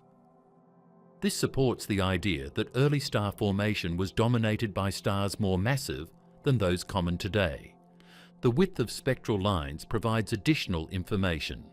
Broader lines can indicate turbulent gas, high velocities, or gravitational motion within a massive potential well. Some early galaxies show line widths that suggest surprisingly deep gravitational wells for their age. That implies dark matter halos that assembled quickly. Another spectroscopic technique Webb employs is slitless spectroscopy using NIRISS, the near-infrared imager and slitless spectrograph. In this mode, every object in the field produces a spectrum. While this can be messy, it is extremely powerful for discovering emission line galaxies. Bright emission lines stand out even when the continuum is faint. This allows detection of galaxies that might otherwise be missed.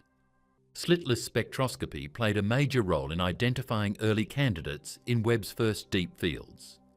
Emission lines from hydrogen and oxygen were detected at wavelengths consistent with extreme redshifts. These detections guided targeted NIR spec follow-up, creating a pipeline from discovery to confirmation. Spectroscopic confirmation at redshifts above 10 is technically difficult because the signals are weak and the sky background is complex.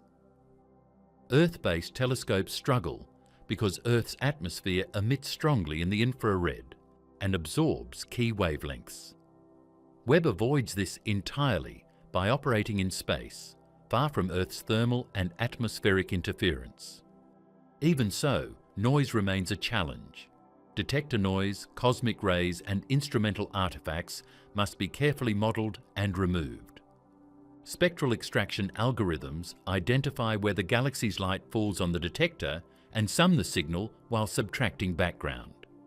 Errors here can create artificial features or erase real ones. To avoid this, Webb observations are often repeated using different instrument configurations. Independent datasets are compared. If a spectral feature appears consistently, confidence increases. This is slow, deliberate work, not instant discovery. What spectroscopy ultimately provides is constraint. It narrows the range of possible interpretations. A galaxy with confirmed redshift, measured metallicity, and estimated star formation rate cannot be easily dismissed. Its existence must be explained by physics. When Webb's spectroscopic results show galaxies that are both distant and chemically evolved, the timeline problem becomes unavoidable. You cannot explain metals without stars. You cannot explain stars without collapse. You cannot explain collapse without time. Spectroscopy connects these steps directly. How data processing and algorithms turn Webb signals into discoveries. When James Webb observes the early universe, it does not take photographs in the way people imagine. It collects streams of numerical data. What Webb sends back to Earth is not an image of a galaxy, but a time-ordered record of electrical signals produced when infrared photons strike its detectors.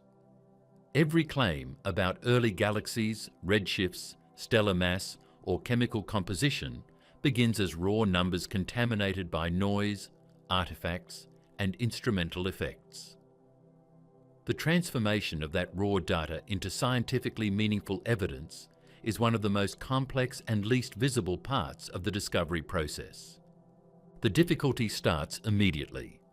Webb's detectors are so sensitive that they register not only photons from distant galaxies, but also cosmic rays, background infrared emission, detector imperfections, and transient electronic noise. A single exposure contains millions of pixels, each recording a signal that may or may not correspond to real astrophysical light. For deep field observations, this process is repeated over dozens or hundreds of exposures. The result is a data volume so large and intricate that no human could analyze it manually.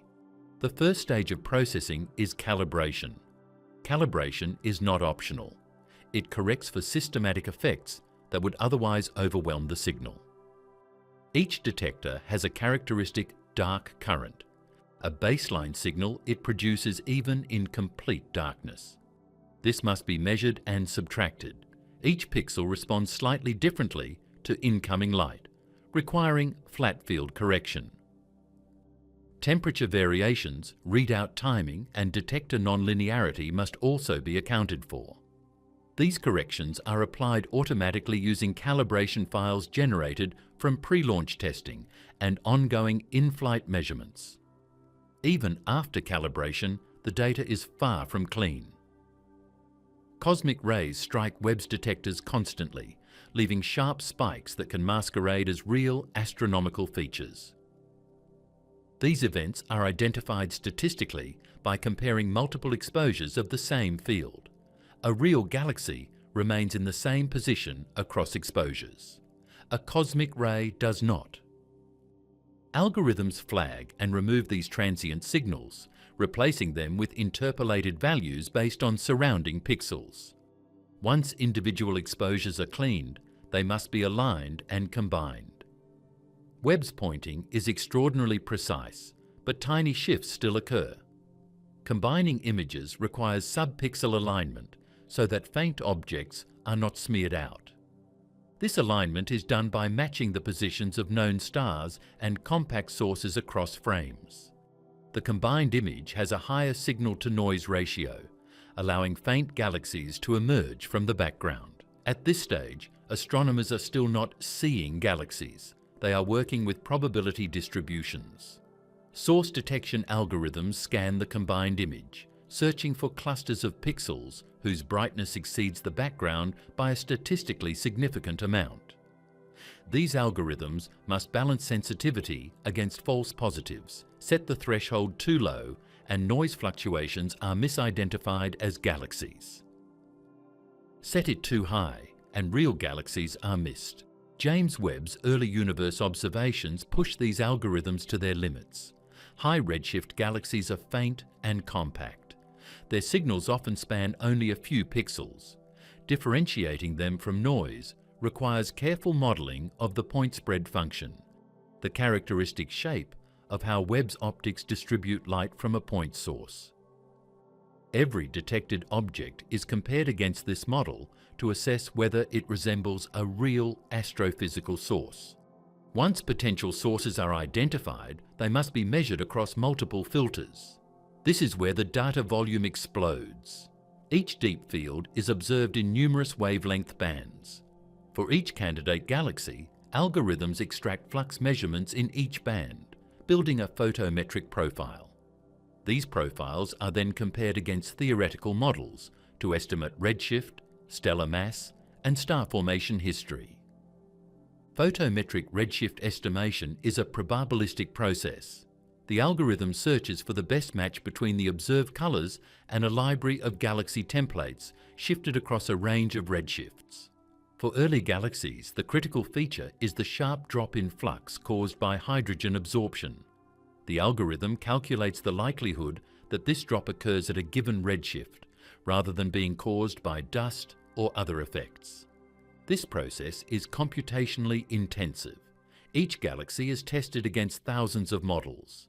The result is not a single redshift value, but a probability distribution. For high redshift candidates, astronomers look for distributions that peak strongly at extreme redshifts with little probability at lower values. Only those candidates are flagged for further study. Machine learning plays an increasing role at this stage. Traditional template fitting methods are powerful but slow and sensitive to assumptions.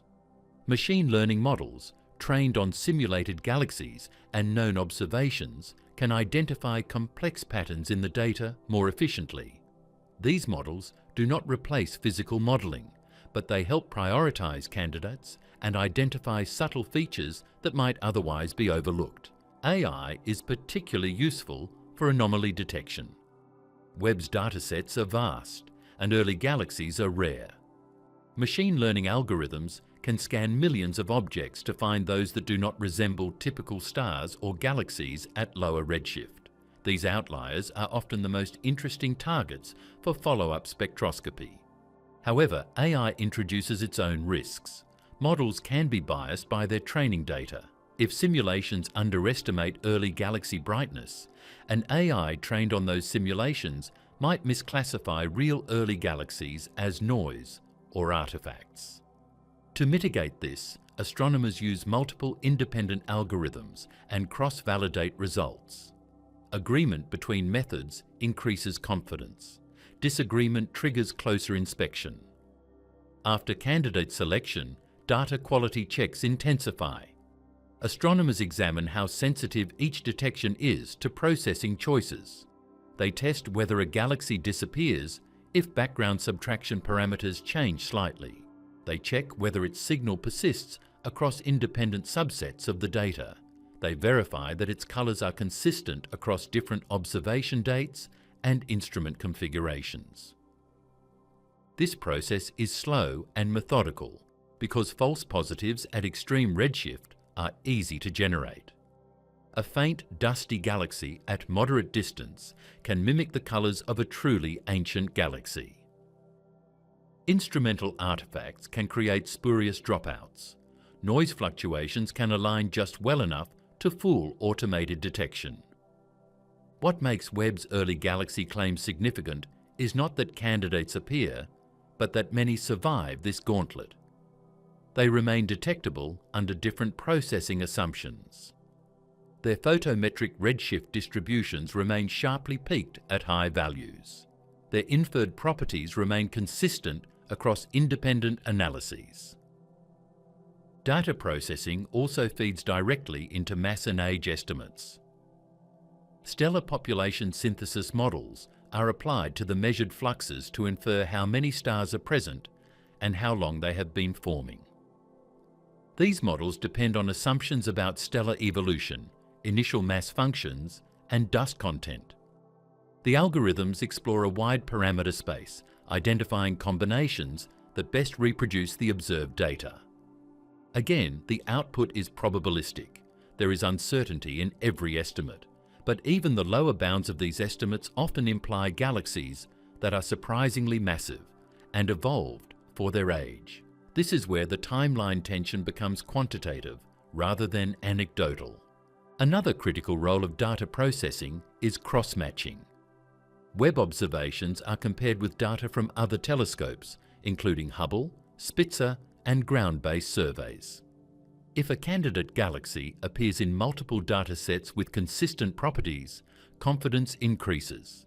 If it appears only in one instrument or one filter, skepticism remains. This multi-instrument validation is especially important for ruling out contaminants such as brown dwarfs or transient events. Data processing pipelines automatically check catalogues of known stars and artifacts to eliminate obvious false matches. The sheer scale of this effort cannot be overstated. Webb's early universe surveys involve terabytes of data, processed through pipelines that run on high-performance computing systems. Every parameter choice leaves a fingerprint on the final results. Transparency and reproducibility are essential. That is why Webb's data and processing pipelines are publicly released, allowing independent teams to reanalyze the same observations. Challenges: calibration, noise reduction, and confirming extreme redshift galaxies. Even after infrared imaging, spectroscopy, and advanced data processing, observing galaxies from the first few 100 million years of the universe is not straightforward. Every step, from photon collection to final redshift measurement, faces multiple layers of technical difficulty. The faintness of these galaxies, the properties of the instruments, and the nature of the universe itself all conspire to make confirmation of extreme redshift objects a highly exacting process. The first challenge is calibration. Webb's instruments, despite their precision, are complex and operate under extreme conditions. Tiny misalignments in the optics, slight variations in detector response, or subtle temperature fluctuations can create artifacts that mimic faint galaxies. For example, even a fraction of a pixel shift in alignment across exposures can produce spurious signals that look like real objects in the final combined image. Correcting for this requires careful flat fielding, mapping of detector response variations, and precise modelling of the telescope's point spread function. These corrections must be applied differently for each filter, each exposure, and each observing mode. Any error at this stage propagates downstream, potentially affecting photometric measurements and redshift estimates. The second challenge is noise reduction. Infrared detectors are fundamentally sensitive to background radiation. Even at Webb's extremely low operational temperatures, thermal noise from the telescope itself, the sunshield, and the spacecraft can leave residual signals. Cosmic rays, which constantly bombard the telescope at its orbit near L2, create sudden spikes in individual pixels. The algorithms must separate these effects from real faint sources without removing or altering the galaxy signals themselves. For faint galaxies at redshift 13 to 14, where flux levels are sometimes just a few photons per hour per pixel, the margin for error is extraordinarily small. Noise reduction is complicated further by the nature of the sources. High redshift galaxies are extremely compact, often spanning only a few pixels, and their flux can be unevenly distributed due to internal structure, clumpy star formation, or unresolved subcomponents. Standard smoothing or filtering techniques used in lower redshift surveys can erase these subtle features. Webb's pipelines instead employ advanced statistical modelling and iterative rejection algorithms that maintain spatial fidelity while eliminating random noise. Once candidates emerge from imaging and noise reduction, the next hurdle is confirming redshift. Photometric redshifts, estimated from flux drop-offs across filters, are powerful, but they carry uncertainty. Dropouts caused by dust, detector artifacts or overlapping sources can mimic the Lyman break. To confirm a galaxy truly lies at extreme redshift, spectroscopy is essential. However, obtaining spectra of these faint objects presents its own difficulties. High redshift spectroscopy with NER spec or near-RIS is photon limited. At redshifts above 10, the ultraviolet light of young stars is stretched deep into the near-infrared. Each spectral line may correspond to only a handful of photons per hour. To achieve sufficient signal-to-noise, Webb must integrate for tens of hours, sometimes across multiple observation windows. Even then, spectral features may be marginally detectable, requiring careful extraction and modelling. The extraction must account for detector sensitivity variations, background emission, and subtle wavelength calibration offsets. Calibration for spectroscopy adds layers of complexity. Each grating or prism introduces small distortions, and each detector pixel has a slightly different response.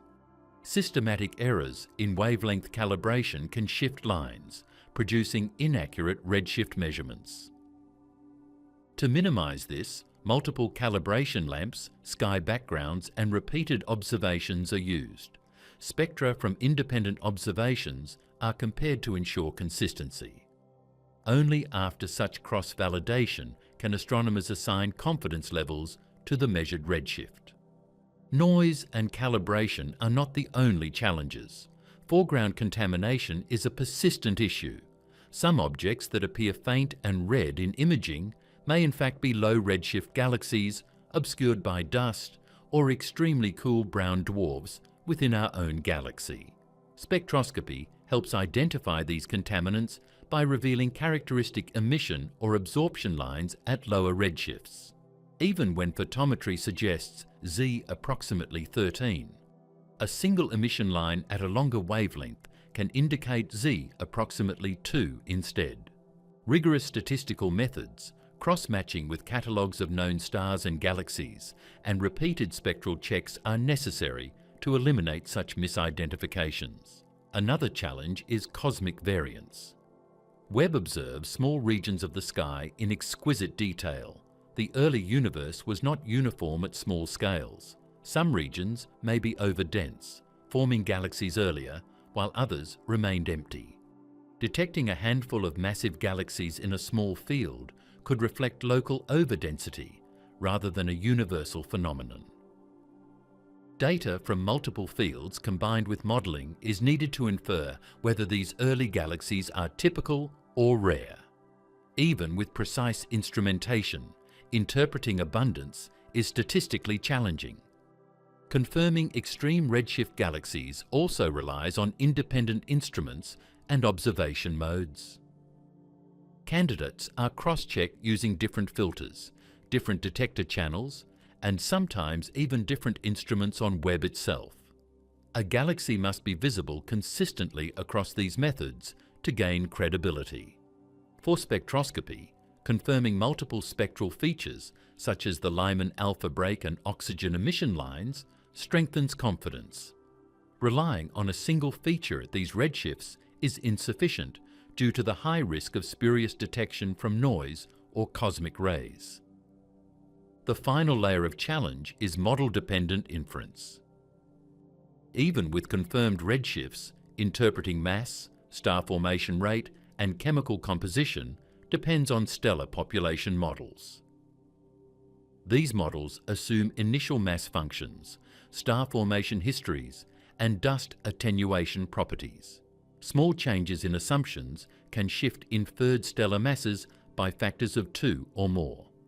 For early galaxies at Z greater than 10, where only the brightest stars dominate the light, these uncertainties are particularly significant. Sophisticated Bayesian methods are employed to explore the range of plausible properties, ensuring that conclusions about galaxy evolution are not overstated. Despite these challenges, Webb's team has successfully confirmed multiple high redshift galaxies. Each confirmed detection is the product of a pipeline that begins with raw photon counts, passes through calibration, noise reduction, source extraction, photometric modeling, spectroscopic follow-up, and statistical validation. The sheer complexity and rigor of this process make the discoveries reliable, even if they challenge existing cosmological models. In practice, confirming one galaxy can take months of observation and analysis. Large surveys identify hundreds of candidates, but only a subset survive all validation steps.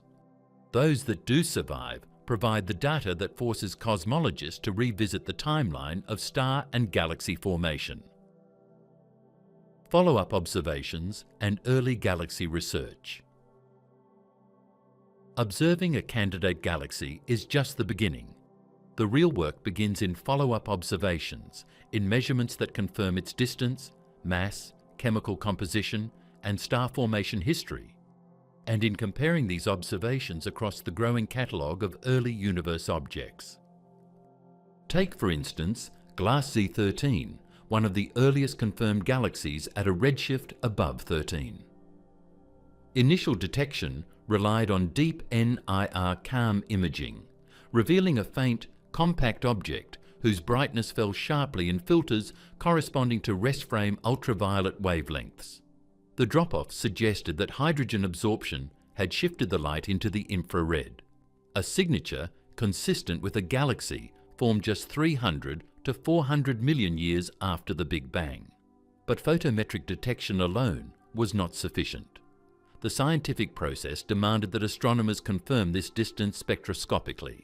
A near-spec follow-up revealed emission lines that match predictions for extreme redshift, confirming the galaxy's age and pushing the boundary of what was thought possible for early galaxy formation. Galaxies 13 is only the beginning. Almost simultaneously, other candidates began appearing in Webb's early deep field surveys. Sierra's 93316, another galaxy at redshift around 16, emerged as one of the most exciting targets. Its light has been travelling for nearly 13.5 billion years, which means astronomers are essentially peering at a cosmic newborn.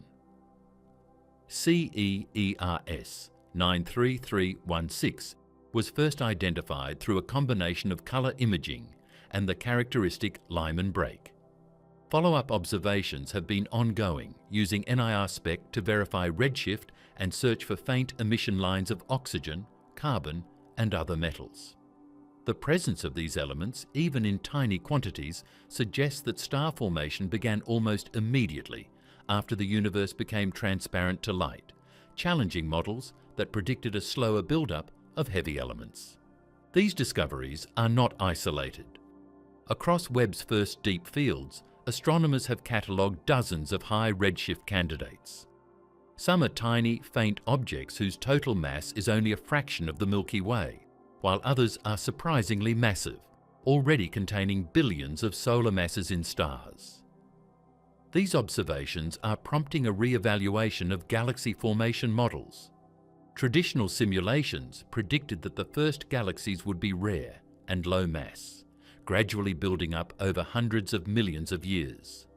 Webb's images suggest that galaxy formation was more efficient, more rapid, and more complex than previously anticipated.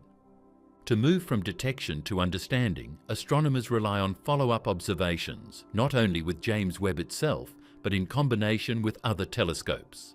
For instance, the Atacama Large Millimeter/Submillimeter Array, or ALMAR, provides critical complementary data. While Webb detects the starlight emitted in the infrared, ALMAR can detect the cold gas and dust that fuel star formation. By mapping the distribution of molecular gas in early galaxies, ALMA observations allow researchers to estimate the rate at which these galaxies are forming stars. In some high redshift candidates, ALMA has already detected significant reservoirs of gas, suggesting that these galaxies were rapidly building mass in their first few 100 million years. Ground-based observatories also play a role. Telescopes like the Very Large Telescope, VLT, and Keck Observatory provide follow-up spectroscopy at complementary wavelengths, validating the redshift estimates derived from Webb. Observing the same galaxy from different instruments reduces the likelihood of misinterpretation caused by instrumental noise or cosmic ray hits. These cross-confirmations are essential, especially when dealing with galaxies whose light is so faint that even small systematic errors can shift results. Future observations will expand these efforts dramatically. Webb's deep field surveys are designed to target the first billion years of cosmic history. By staring at small patches of sky for tens of hours across multiple filters, Webb collects enough photons to detect objects that are orders of magnitude fainter than previously possible. These deep surveys will allow astronomers to catalogue not just individual galaxies, but also statistically significant populations. Measuring how many galaxies exist at different redshifts, how massive they are, and how rapidly they are forming stars will provide critical constraints on models of the early universe. The importance of survey strategy cannot be overstated. Webb does not simply look randomly, it targets regions with extensive complementary data, such as those observed previously by Hubble, Spitzer, and other telescopes. By overlapping with these fields, astronomers can compare new infrared observations with existing datasets, improving the accuracy of photometric redshifts and providing multi-wavelength perspectives on galaxy structure, dust content, and star formation history. Collaboration between telescopes is not just a matter of confirmation, it is also about broadening the scientific context. While Webb observes the starlight and NIR emission from early galaxies, ALMA traces gas and dust. And future telescopes like the Roman Space Telescope will survey wide areas of the sky in near-infrared, identifying large populations of early galaxies that Webb can then study in detail. Together, these instruments form a coordinated network, allowing astronomers to connect small-scale structure observed by Webb with large-scale cosmological trends mapped by Roman. Current research is also pushing into more detailed questions. One focus is galaxy clusters in the early universe. Traditional models suggested that massive clusters could not assemble until several billion years after the Big Bang.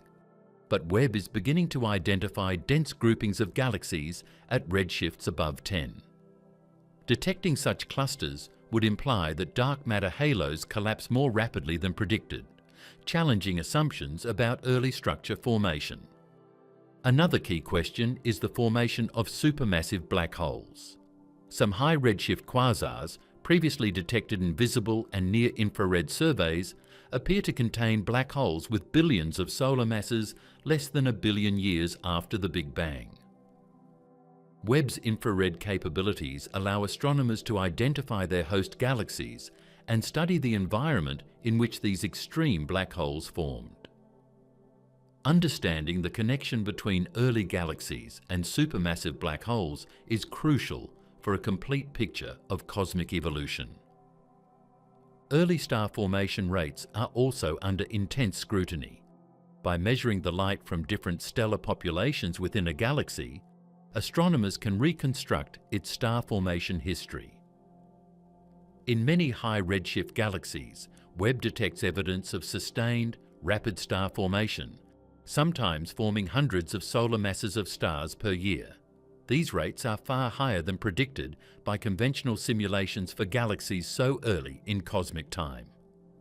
These measurements rely not just on imaging, but on spectroscopy and careful modelling of stellar populations, including the effects of dust and metallicity. Follow-up studies are ongoing, with multi-year observation campaigns planned. Webb will revisit deep fields, comparing new data with previous epochs to detect changes over time, study transient phenomena such as supernova, and refine measurements of galaxy properties. The cumulative dataset will provide an unprecedented view of the first billion years of cosmic history, offering the most detailed constraints yet on early galaxy evolution. Scientists are also looking for chemical fingerprints in early galaxies.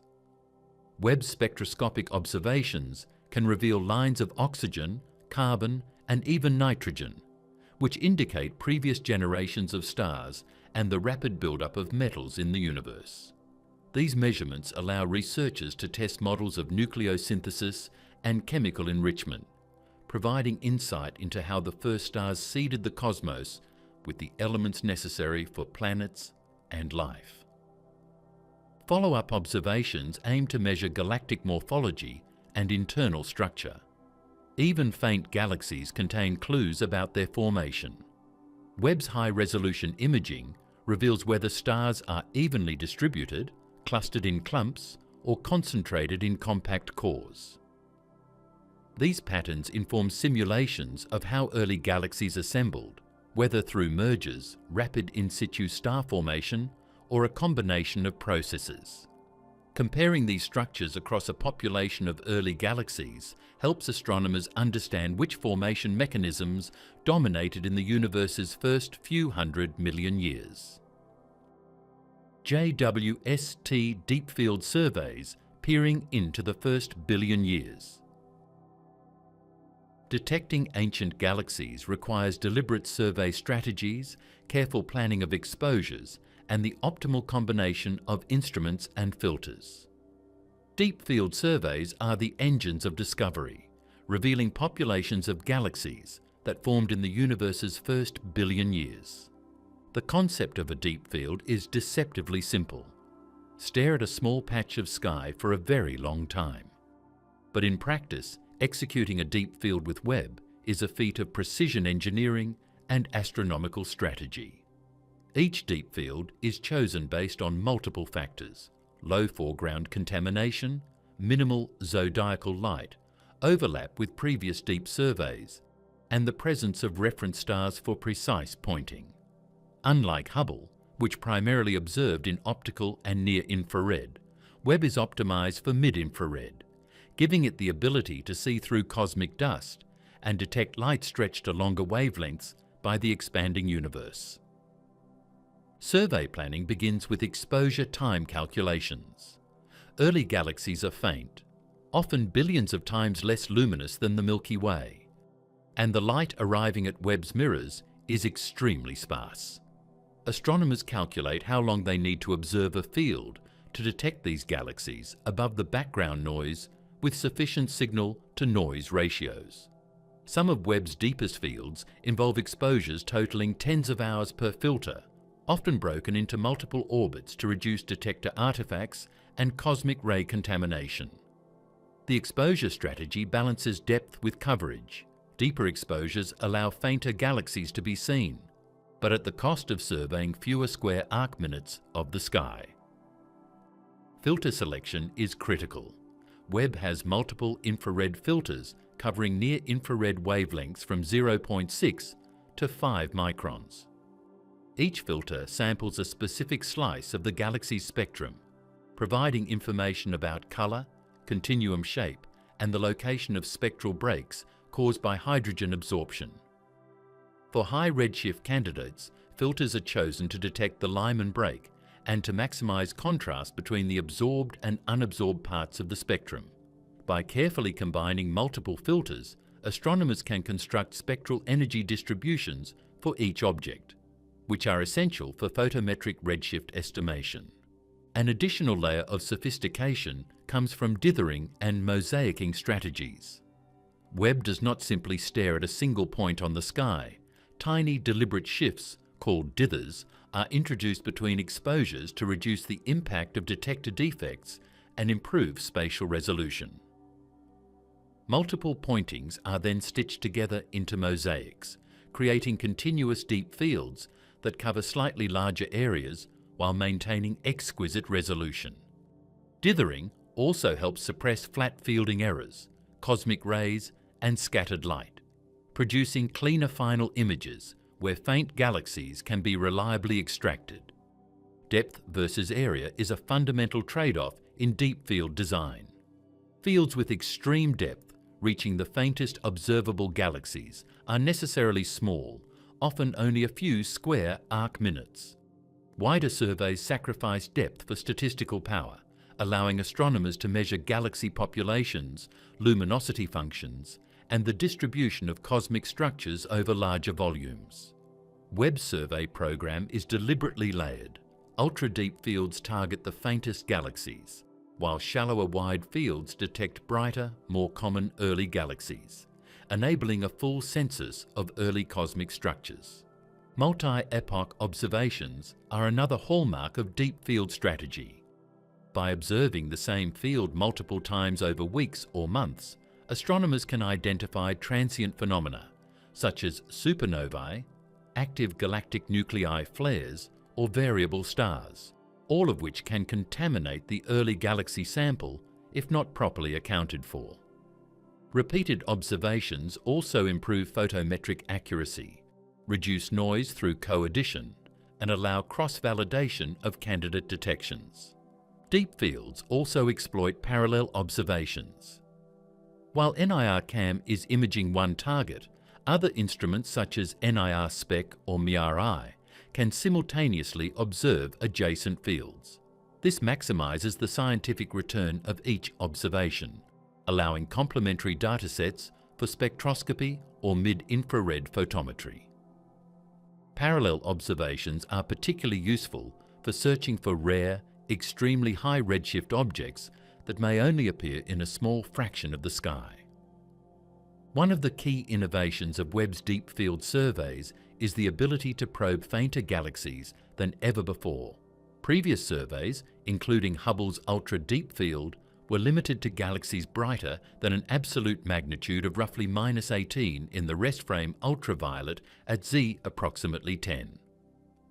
Webb's deep fields extend this limit by more than 2 magnitudes, revealing galaxies with lower mass, lower luminosity, and earlier star formation histories. These faint galaxies are critical for understanding the early buildup of cosmic structure and the timeline of reionization, the period when the first stars ionized the intergalactic medium. Data reduction for deep fields is uniquely complex. Each filter produces hundreds of exposures, each affected by instrumental effects, cosmic rays, and thermal backgrounds. Raw images are processed through calibration pipelines, corrected for detector bias, flat field variations, cosmic rays, and optical distortions. Individual exposures are then aligned, co-added, and mosaicked. Only after this meticulous processing can source extraction algorithms identify faint galaxies amidst residual noise. Deep fields are also designed with spectroscopic follow-up in mind. Imaging alone can identify candidate galaxies, but confirming their redshift and characterizing their properties requires NIR-SPEC or slitless spectroscopy. Survey strategies consider which galaxies will be observable with spectroscopy in a reasonable amount of time, balancing the need for sample size with the feasibility of deep integrations. In some cases, deep field observations are paired with multi-object spectroscopy, allowing dozens of galaxies to be observed simultaneously with microshutter arrays. Another innovative aspect of these surveys is filter optimization for extreme redshift detection.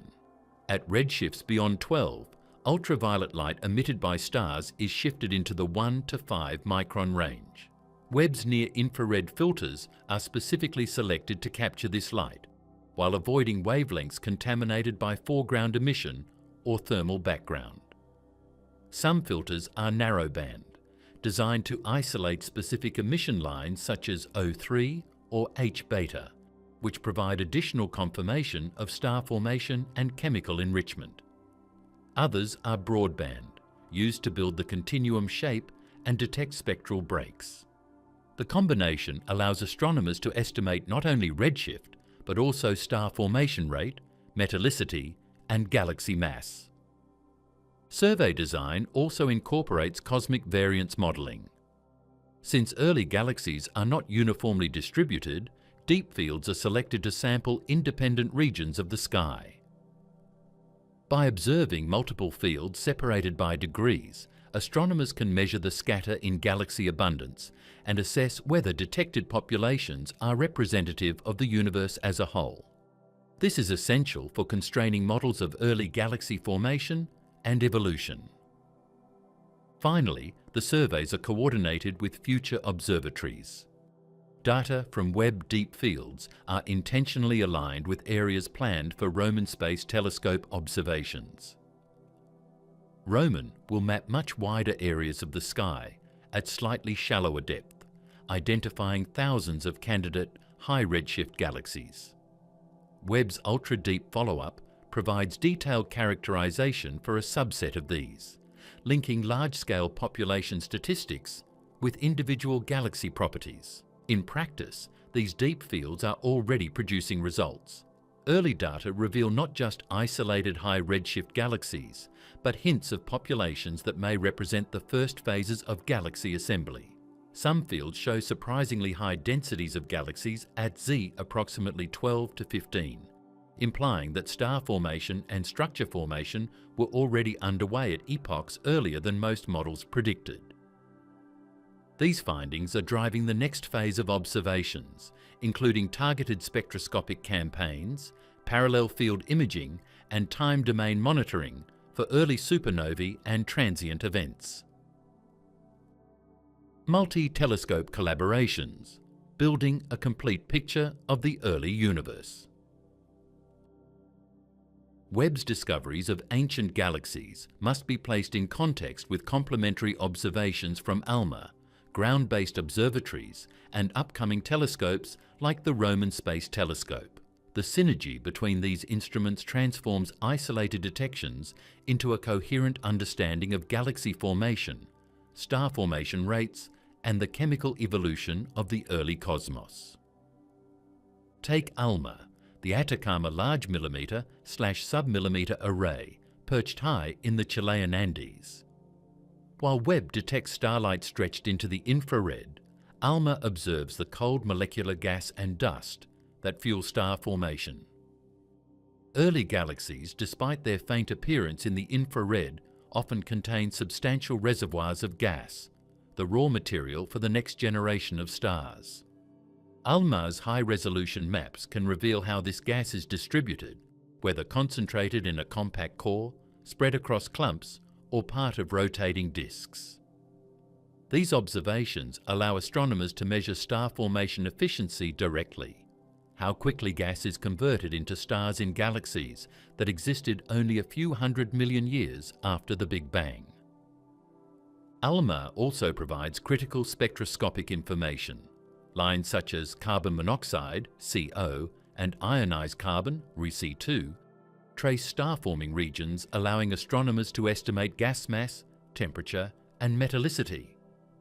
For example, a galaxy detected at redshift 13 by Webb may appear relatively compact in infrared imaging, but ALMA data might reveal an extended gas disk several thousand light-years across, already enriched with metals produced by the first generation of stars. This combination of light from stars and gas dynamics gives a much more complete picture of early galaxy evolution than Webb alone could provide. Ground-based observatories like the Very Large Telescope, VLT, Keck Observatory, and Subaru Telescope also play pivotal roles. While atmospheric absorption limits the wavelengths observable from the ground, adaptive optics and large apertures allow these telescopes to obtain high-resolution spectroscopy and imaging for brighter targets. Multi-object spectrographs at these facilities enable confirmation of redshifts for several galaxies simultaneously, particularly for those identified in deep fields. These observations cross-validate Webb's photometric and spectroscopic results, reducing the likelihood of misclassification and strengthening confidence in extreme redshift detection. One of the most important contributions of ground-based observatories is mapping large-scale structure. Webb's deep fields are narrow, providing exquisite detail over small patches of sky. Ground-based surveys, in contrast, cover much larger areas. By combining these datasets, astronomers can place individual early galaxies within the broader cosmic web, identifying protoclusters, filaments, and voids. This synergy allows researchers to study not just isolated galaxies, but the environmental factors influencing galaxy formation, such as local density, merger history, and the impact of early feedback from stars and black holes. The synergy extends to upcoming telescopes like the Roman Space Telescope. Roman will survey enormous areas of the sky at near-infrared wavelengths, much wider than Webb's deep fields. Though at slightly shallower depth, Roman's wide-area surveys will identify thousands of candidate high redshift galaxies, providing a statistically significant sample. Webb can then follow up on these candidates with deep imaging and spectroscopy, combining breadth and depth.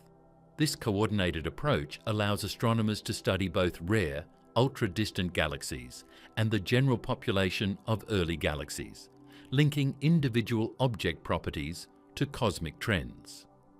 Another layer of collaboration involves multi-wavelength studies. While Webb excels in near and mid-infrared, ALMA observes millimeter wavelengths, Roman in near-infrared, and other facilities in optical or radio bands. Observing the same galaxy across multiple wavelengths allows researchers to probe different physical processes. Infrared traces stellar populations. Millimeter traces gas and dust. Optical, where available, provides rest frame ultraviolet light for star formation. And radio can reveal jets or active nuclei. Only by combining these perspectives can astronomers understand how galaxies grow, how stars form within them, and how feedback from supernovae or black holes shapes their evolution. One striking example comes from the study of high redshift protoclusters. Webb may detect several galaxies in close proximity at Z, approximately 10 to 12, appearing as faint clumps in deep field images. ALMA can then map the gas between these galaxies, revealing whether it is being pulled into a common gravitational potential. Ground-based spectroscopy confirms whether the galaxies are at the same redshift or just line-of-sight coincidences. Together, these observations suggest that some large-scale structures, like the seeds of galaxy clusters, were already forming within the universe's first few hundred million years. Collaboration is not limited to telescopes observing the same targets simultaneously. Data sharing across international teams allows astronomers to compare reductions, calibrations, and interpretations. Webb observations are processed using different pipelines at multiple institutions. Cross-validation ensures that faint galaxies detected in one team's reduction are not artifacts, cosmic ray spikes, or misclassified stars. Similarly, ALMA or Roman teams independently reduce their data before comparing results. This redundancy is critical when studying objects at the frontier of detectability. One of the scientific frontiers this collaboration enables is the search for supermassive black holes in early galaxies. Some galaxies identified by Webb already show signs of central activity that could be associated with black hole growth.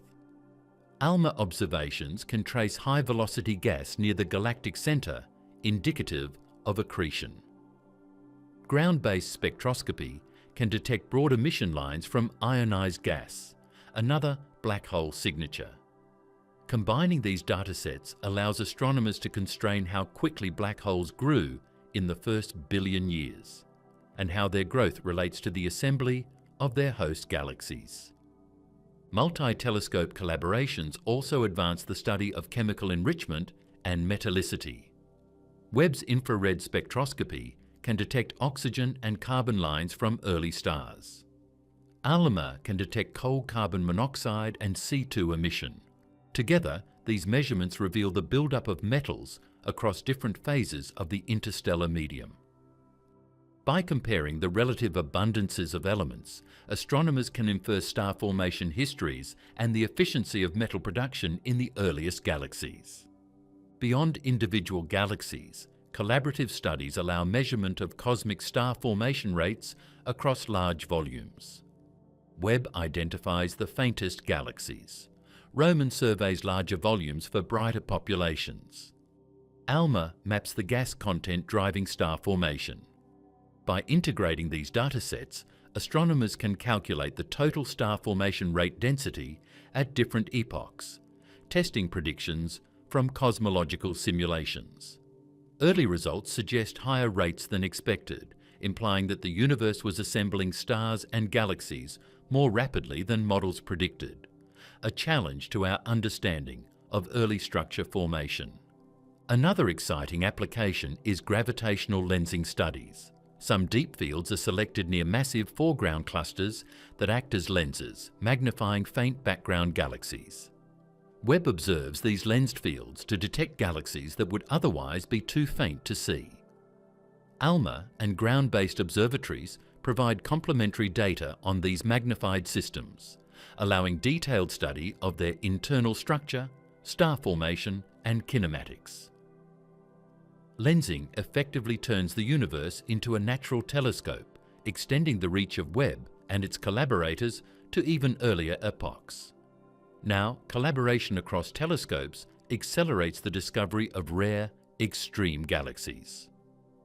Ultramassive galaxies, starburst systems, and objects with unusual spectral features are uncommon in any single field.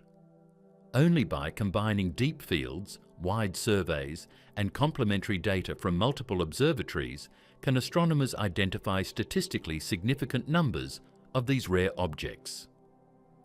These extreme cases provide crucial tests for galaxy formation models, pushing theoretical understanding to its limits. The next frontier, what Webb and its cosmic partners are hunting. As incredible as the first glimpses of the early universe have been, astronomers are just getting started. The discoveries we've seen so far, galaxies forming within the first few 100 million years after the Big Bang, are just the tip of the iceberg. The real adventure lies in the next wave of exploration, the questions that Webb, along with other telescopes, is racing to answer. How did the first galaxy clusters emerge? Where did the first supermassive black holes come from? How fast were stars forming in these cosmic infants?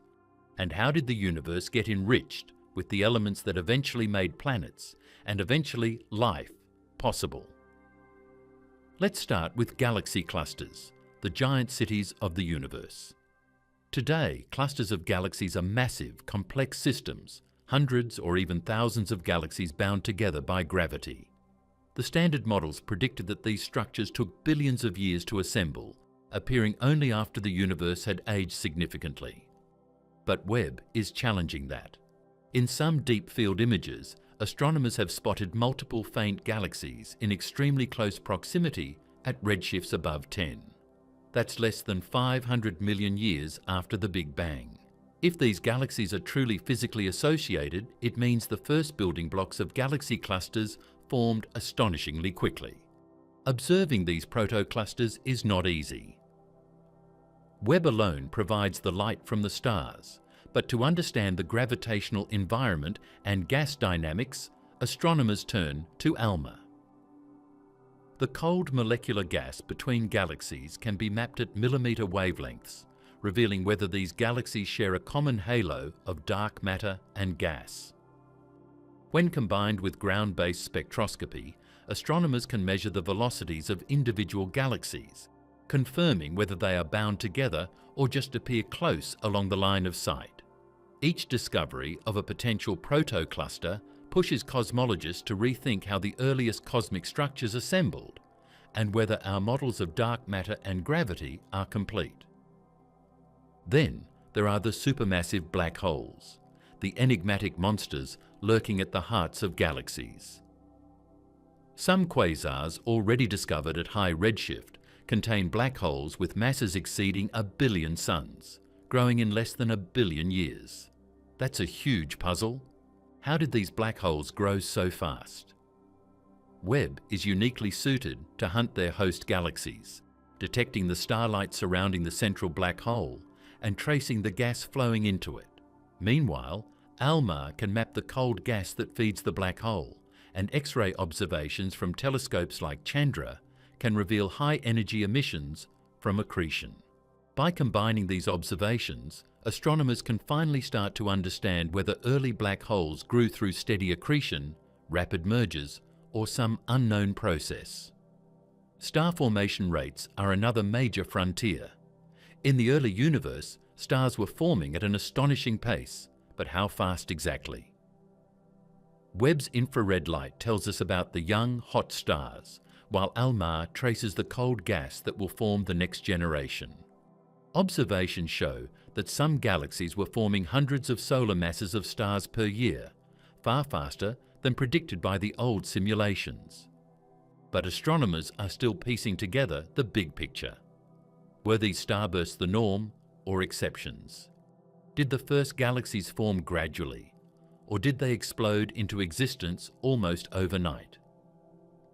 Deep field surveys and repeated observations over time will allow scientists to map star formation across the earliest epochs, tracking the rise of the first stellar populations. Another exciting focus is chemical enrichment, the way the universe gradually accumulated elements heavier than hydrogen and helium. Webb can detect faint emission lines from oxygen, carbon and nitrogen, even in the earliest galaxies.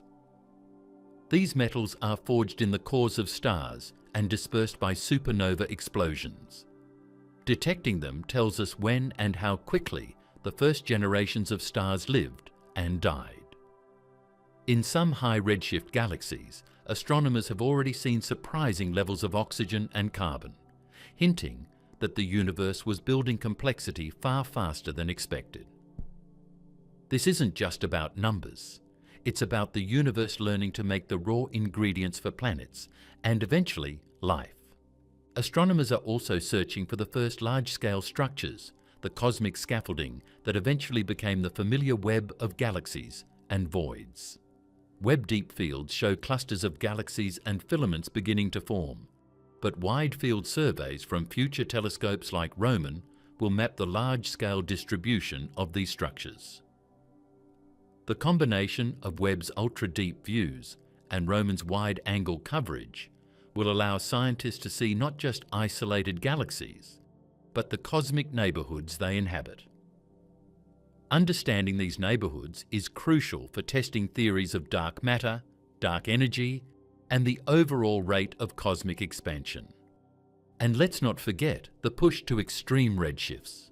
Webb has already detected galaxies at redshifts above 13, some possibly approaching 16 or more. These objects existed when the universe was only 200 to 300 million years old. The race is now on to find galaxies at Z approximately 20, just 180 million years after the Big Bang, the very frontier of what we can hope to observe.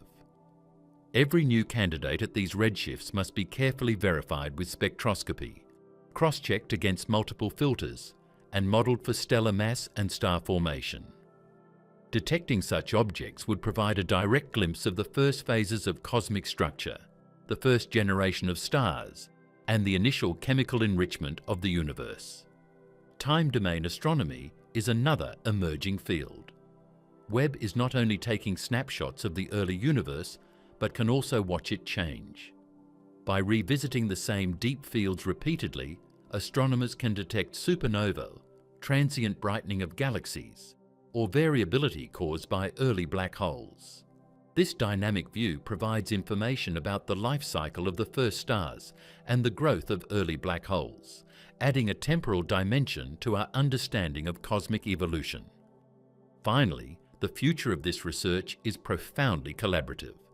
Webb discoveries will be cross-verified and enriched by ALMA, Roman, ground-based telescopes, and even next-generation observatories, like the Extremely Large Telescope, ELT. Together, these facilities will map the early universe in unprecedented detail, connecting tiny, high redshift galaxies to the larger scale structures they eventually formed. In short, scientists are no longer just discovering the first galaxies. They are studying their lives, environments, and relationships. They are tracing the origins of clusters, black holes, stars, and metals, all while pushing the boundaries of observable cosmic time. Webb has opened a window to the universe's first billion years, and through meticulous follow-up, multi-wavelength observations, and international collaboration, we are learning that the early universe was far more active, complex, and surprising than anyone imagined. The next decade promises more discoveries, more extreme galaxies, more early clusters, and a steadily clearer picture of how the cosmos went from darkness to light in record time. And every photon Webb captures brings us closer to answering one of humanity's oldest questions. How did the universe begin building everything we see today? The universe under the microscope. Could everything we thought be wrong? Cosmology starts with the Big Bang, a singularity unimaginably dense, exploding into space-time, expanding and cooling, hydrogen and helium form. The first stars flicker to life. Galaxies assemble. Over billions of years, structures grow into the majestic universe we see today. This sequence, known as the Big Bang timeline, has been treated almost as gospel. It's embedded in textbooks, lectures, and simulations. But now, James Webb has thrown us a curveball. The faintest red smudges in the far infrared are whispering a story that may not line up with the neat timeline we've relied on for decades. Webb has discovered galaxies that, according to our current models, shouldn't exist yet. Tiny, compact, already star-filled systems appear at redshifts that correspond to just 300 to 400 million years after the Big Bang. That's astonishingly early. According to standard simulations, the universe at that epoch should be a near-empty expanse, with the first galaxies just beginning to assemble. Yet here they are, glowing in Webb's infrared detectors, as if the universe hit fast forward immediately after its birth. The question now is unavoidable. Could the Big Bang timeline itself be off? Not in the sense that the universe didn't begin with a hot, dense state. There is overwhelming evidence from the cosmic microwave background, primordial nucleosynthesis, and galaxy expansion. But the sequence, the timing, the rate at which structures formed, these may require a major revision. Perhaps the first galaxies formed faster than our models predict. Perhaps the universe expanded in unexpected ways. Perhaps our constants, the fundamental numbers governing cosmic evolution, are not as constant as we thought. One line of inquiry focuses on the rate of expansion in the early universe. For decades, cosmologists have relied on the Hubble parameter, combined with inflation theory, to model how fast the universe grew at different epochs. Standard models suggest a predictable slowdown as matter and radiation dominated. But if the early universe was forming massive galaxies at extraordinary speed, something might have accelerated that growth. Could the expansion have been faster than predicted in certain regions? Could pockets of space have experienced a more rapid formation of structure, compressing hydrogen into stars and galaxies at a rate our simulations cannot yet reproduce? This naturally leads to speculation about alternate cosmological constants. Dark energy, which drives the acceleration of cosmic expansion today, is a fixed parameter in our models.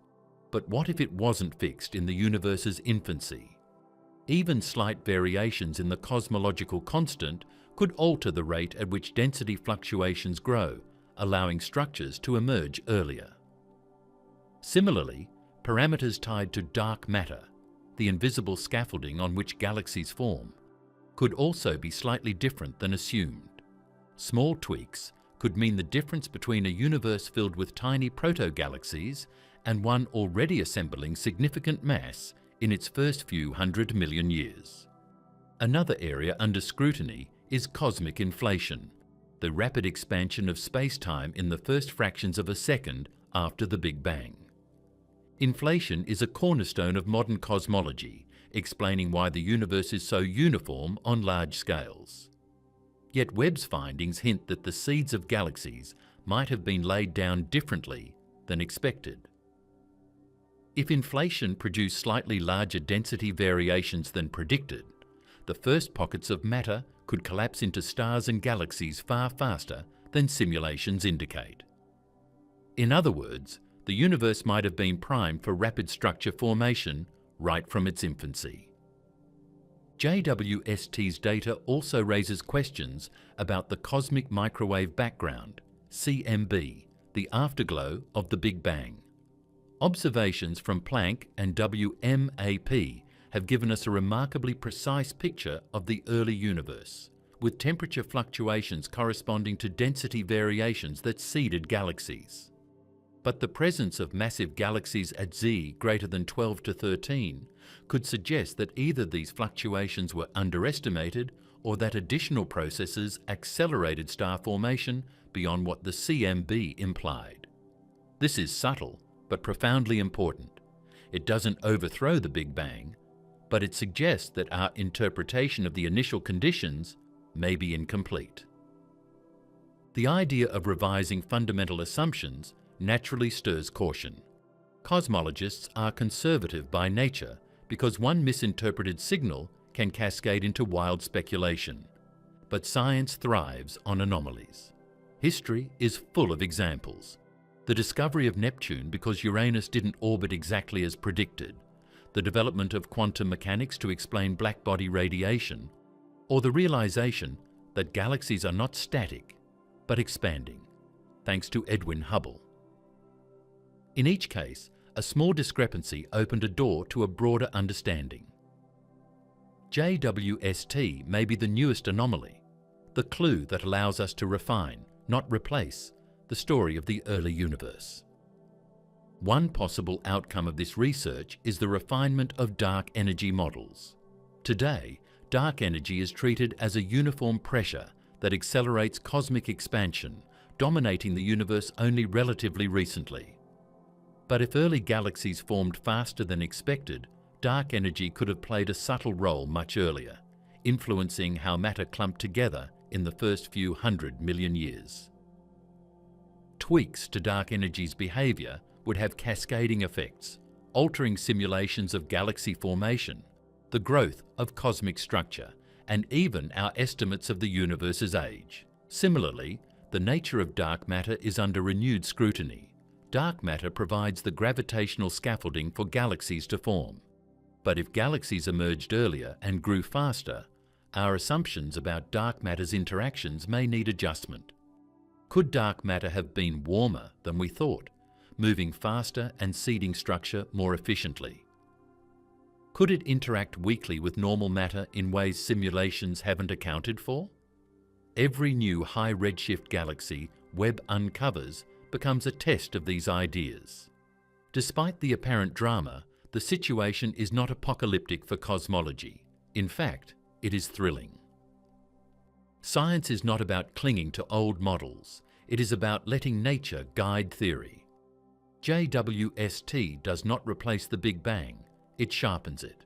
Each anomaly forces theorists to ask smarter questions. How quickly can the first stars ignite? How massive can early galaxies be? How rapidly can metals enrich the interstellar medium? These are not philosophical musings. They are testable hypotheses, ones that Webb and its suite of companion telescopes can directly confront.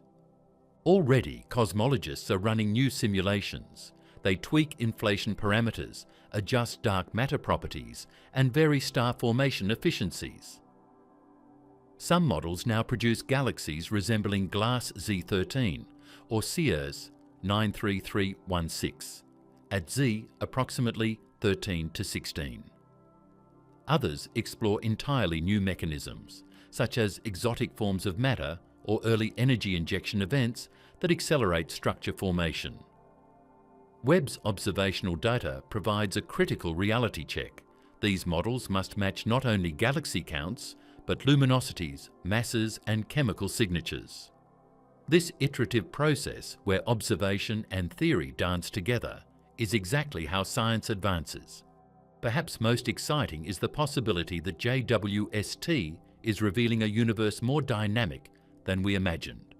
A universe that didn't wait hundreds of millions of years to begin forming stars, but that ignited quickly, efficiently, and with astonishing complexity. These discoveries opened doors to questions that were previously impossible to answer. Did the first galaxies form in isolation or in protoclusters? How did the first supermassive black holes grow? Could regions of the universe have evolved at different rates, creating pockets of early activity unseen in simulations? At the end of the day, what JWST shows us is a universe that refuses to be simple. The galaxies it detects are small, faint, and distant, but they are messengers from the first billion years of cosmic history, carrying clues about the laws of physics, the behavior of matter and energy, and the very timeline of the cosmos itself. Each photon is a reminder that while our theories are powerful, nature always has the final word. So, could the Big Bang timeline be wrong? Not entirely, but it may be incomplete in ways that demand new physics, refined simulations, and bold thinking. Alternate theories, faster early expansion, modified cosmological constants, these are not science fiction. They are plausible possibilities that emerge when observations outpace predictions. And while the scientific community remains cautious, the mood is one of excitement. Anomalies are opportunities, and JWST is handing us some of the universe's most tantalizing puzzles. Rethinking the universe. New physics in the age of Webb. When we look at the universe today, it feels vast and steady, almost timeless.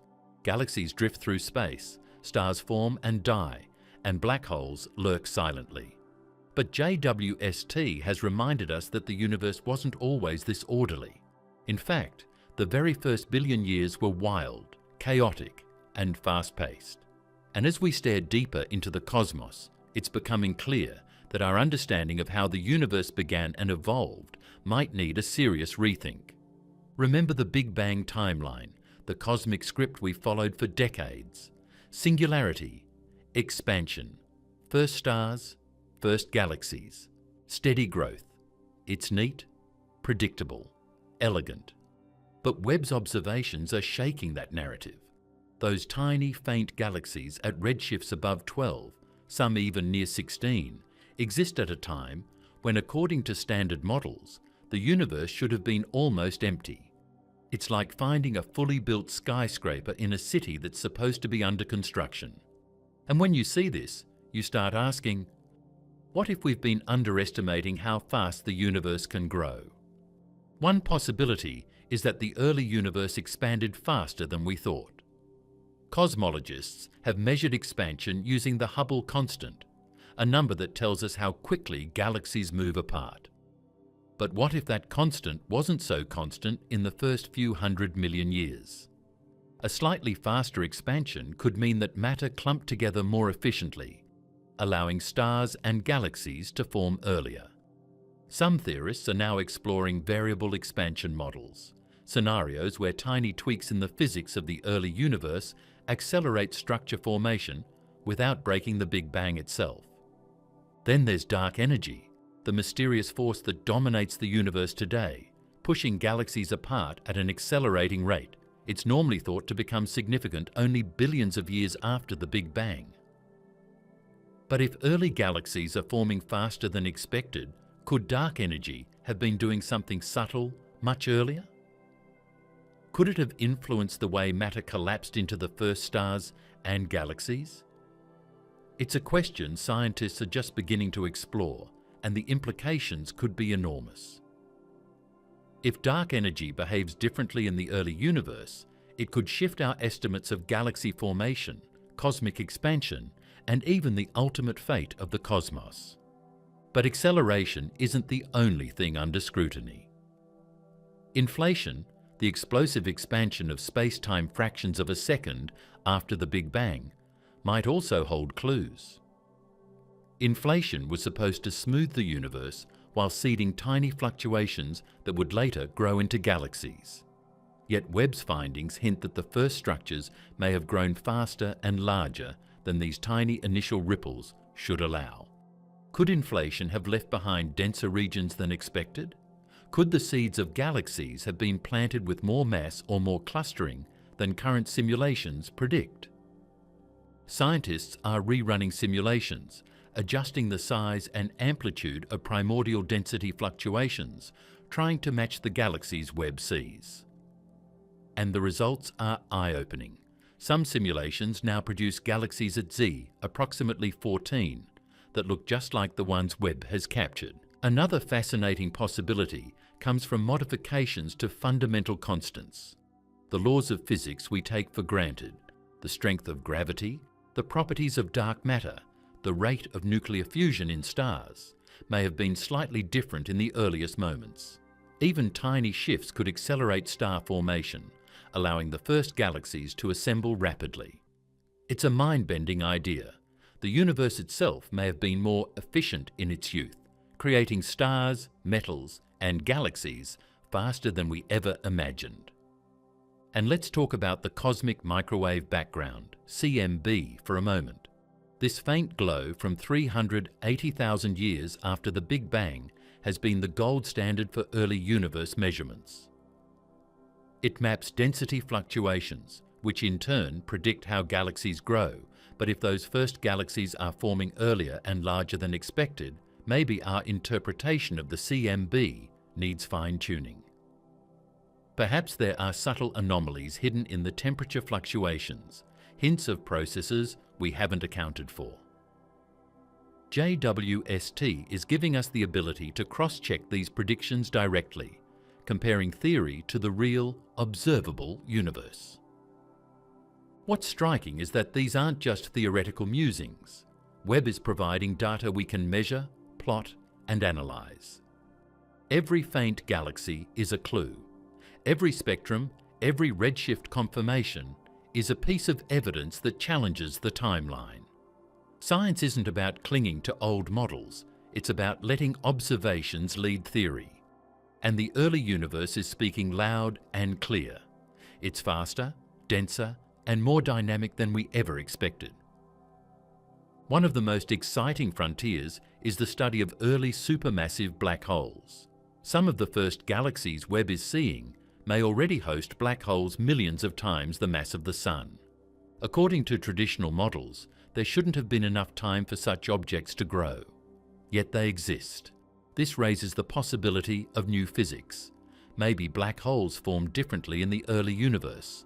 Maybe dark matter provided extra scaffolding. Or maybe star formation and accretion were far more efficient. Each discovery is a puzzle piece that could reshape our understanding of cosmic evolution. Then there's chemical enrichment. Metals, elements heavier than helium, are produced by stars and supernovae. The early universe was supposed to be almost pristine, dominated by hydrogen and helium. But Webb is finding galaxies that are already showing traces of oxygen, carbon, and nitrogen, suggesting that star formation, supernova, and metal production happened faster than expected. This isn't just a curiosity. It directly affects the timeline of planet formation, galaxy evolution, and even the conditions necessary for life. We're seeing the universe speedrun its own complexity. Despite all these radical possibilities, there's a sense of cautious optimism. This isn't about throwing away the Big Bang. It's about refining it. Science thrives on anomalies because anomalies reveal gaps in understanding. They point to where theories are incomplete, where models need adjusting, and where nature has surprises in store. JWST is not disproving the Big Bang. It's showing us the cosmic details that we never had the tools to see before, and those details are invaluable. They force cosmologists to test assumptions, improve simulations, and explore bold new ideas. What's even more thrilling is how this opens doors to future discoveries. Every galaxy Webb finds becomes a target for multi-telescope studies. ALMA can trace cold gas, Roman will survey large populations, and ground-based telescopes provide high-resolution spectroscopy. Together, these instruments will allow astronomers to measure star formation rates, trace black hole growth, and map chemical evolution across the earliest epochs. Each discovery feeds into the next, building a coherent story of the universe's first billion years. The early universe is not slow. It's fast, messy, and surprisingly complex. Webb is showing that stars ignited sooner, galaxies assembled faster, and structure formed earlier than our most detailed simulations ever predicted. It's a cosmic wake-up call. Nature does not wait for theory to catch up. And as we push Webb to observe even higher redshifts, we may find galaxies forming when the universe was just 200 million years old, a time so early it boggles the mind.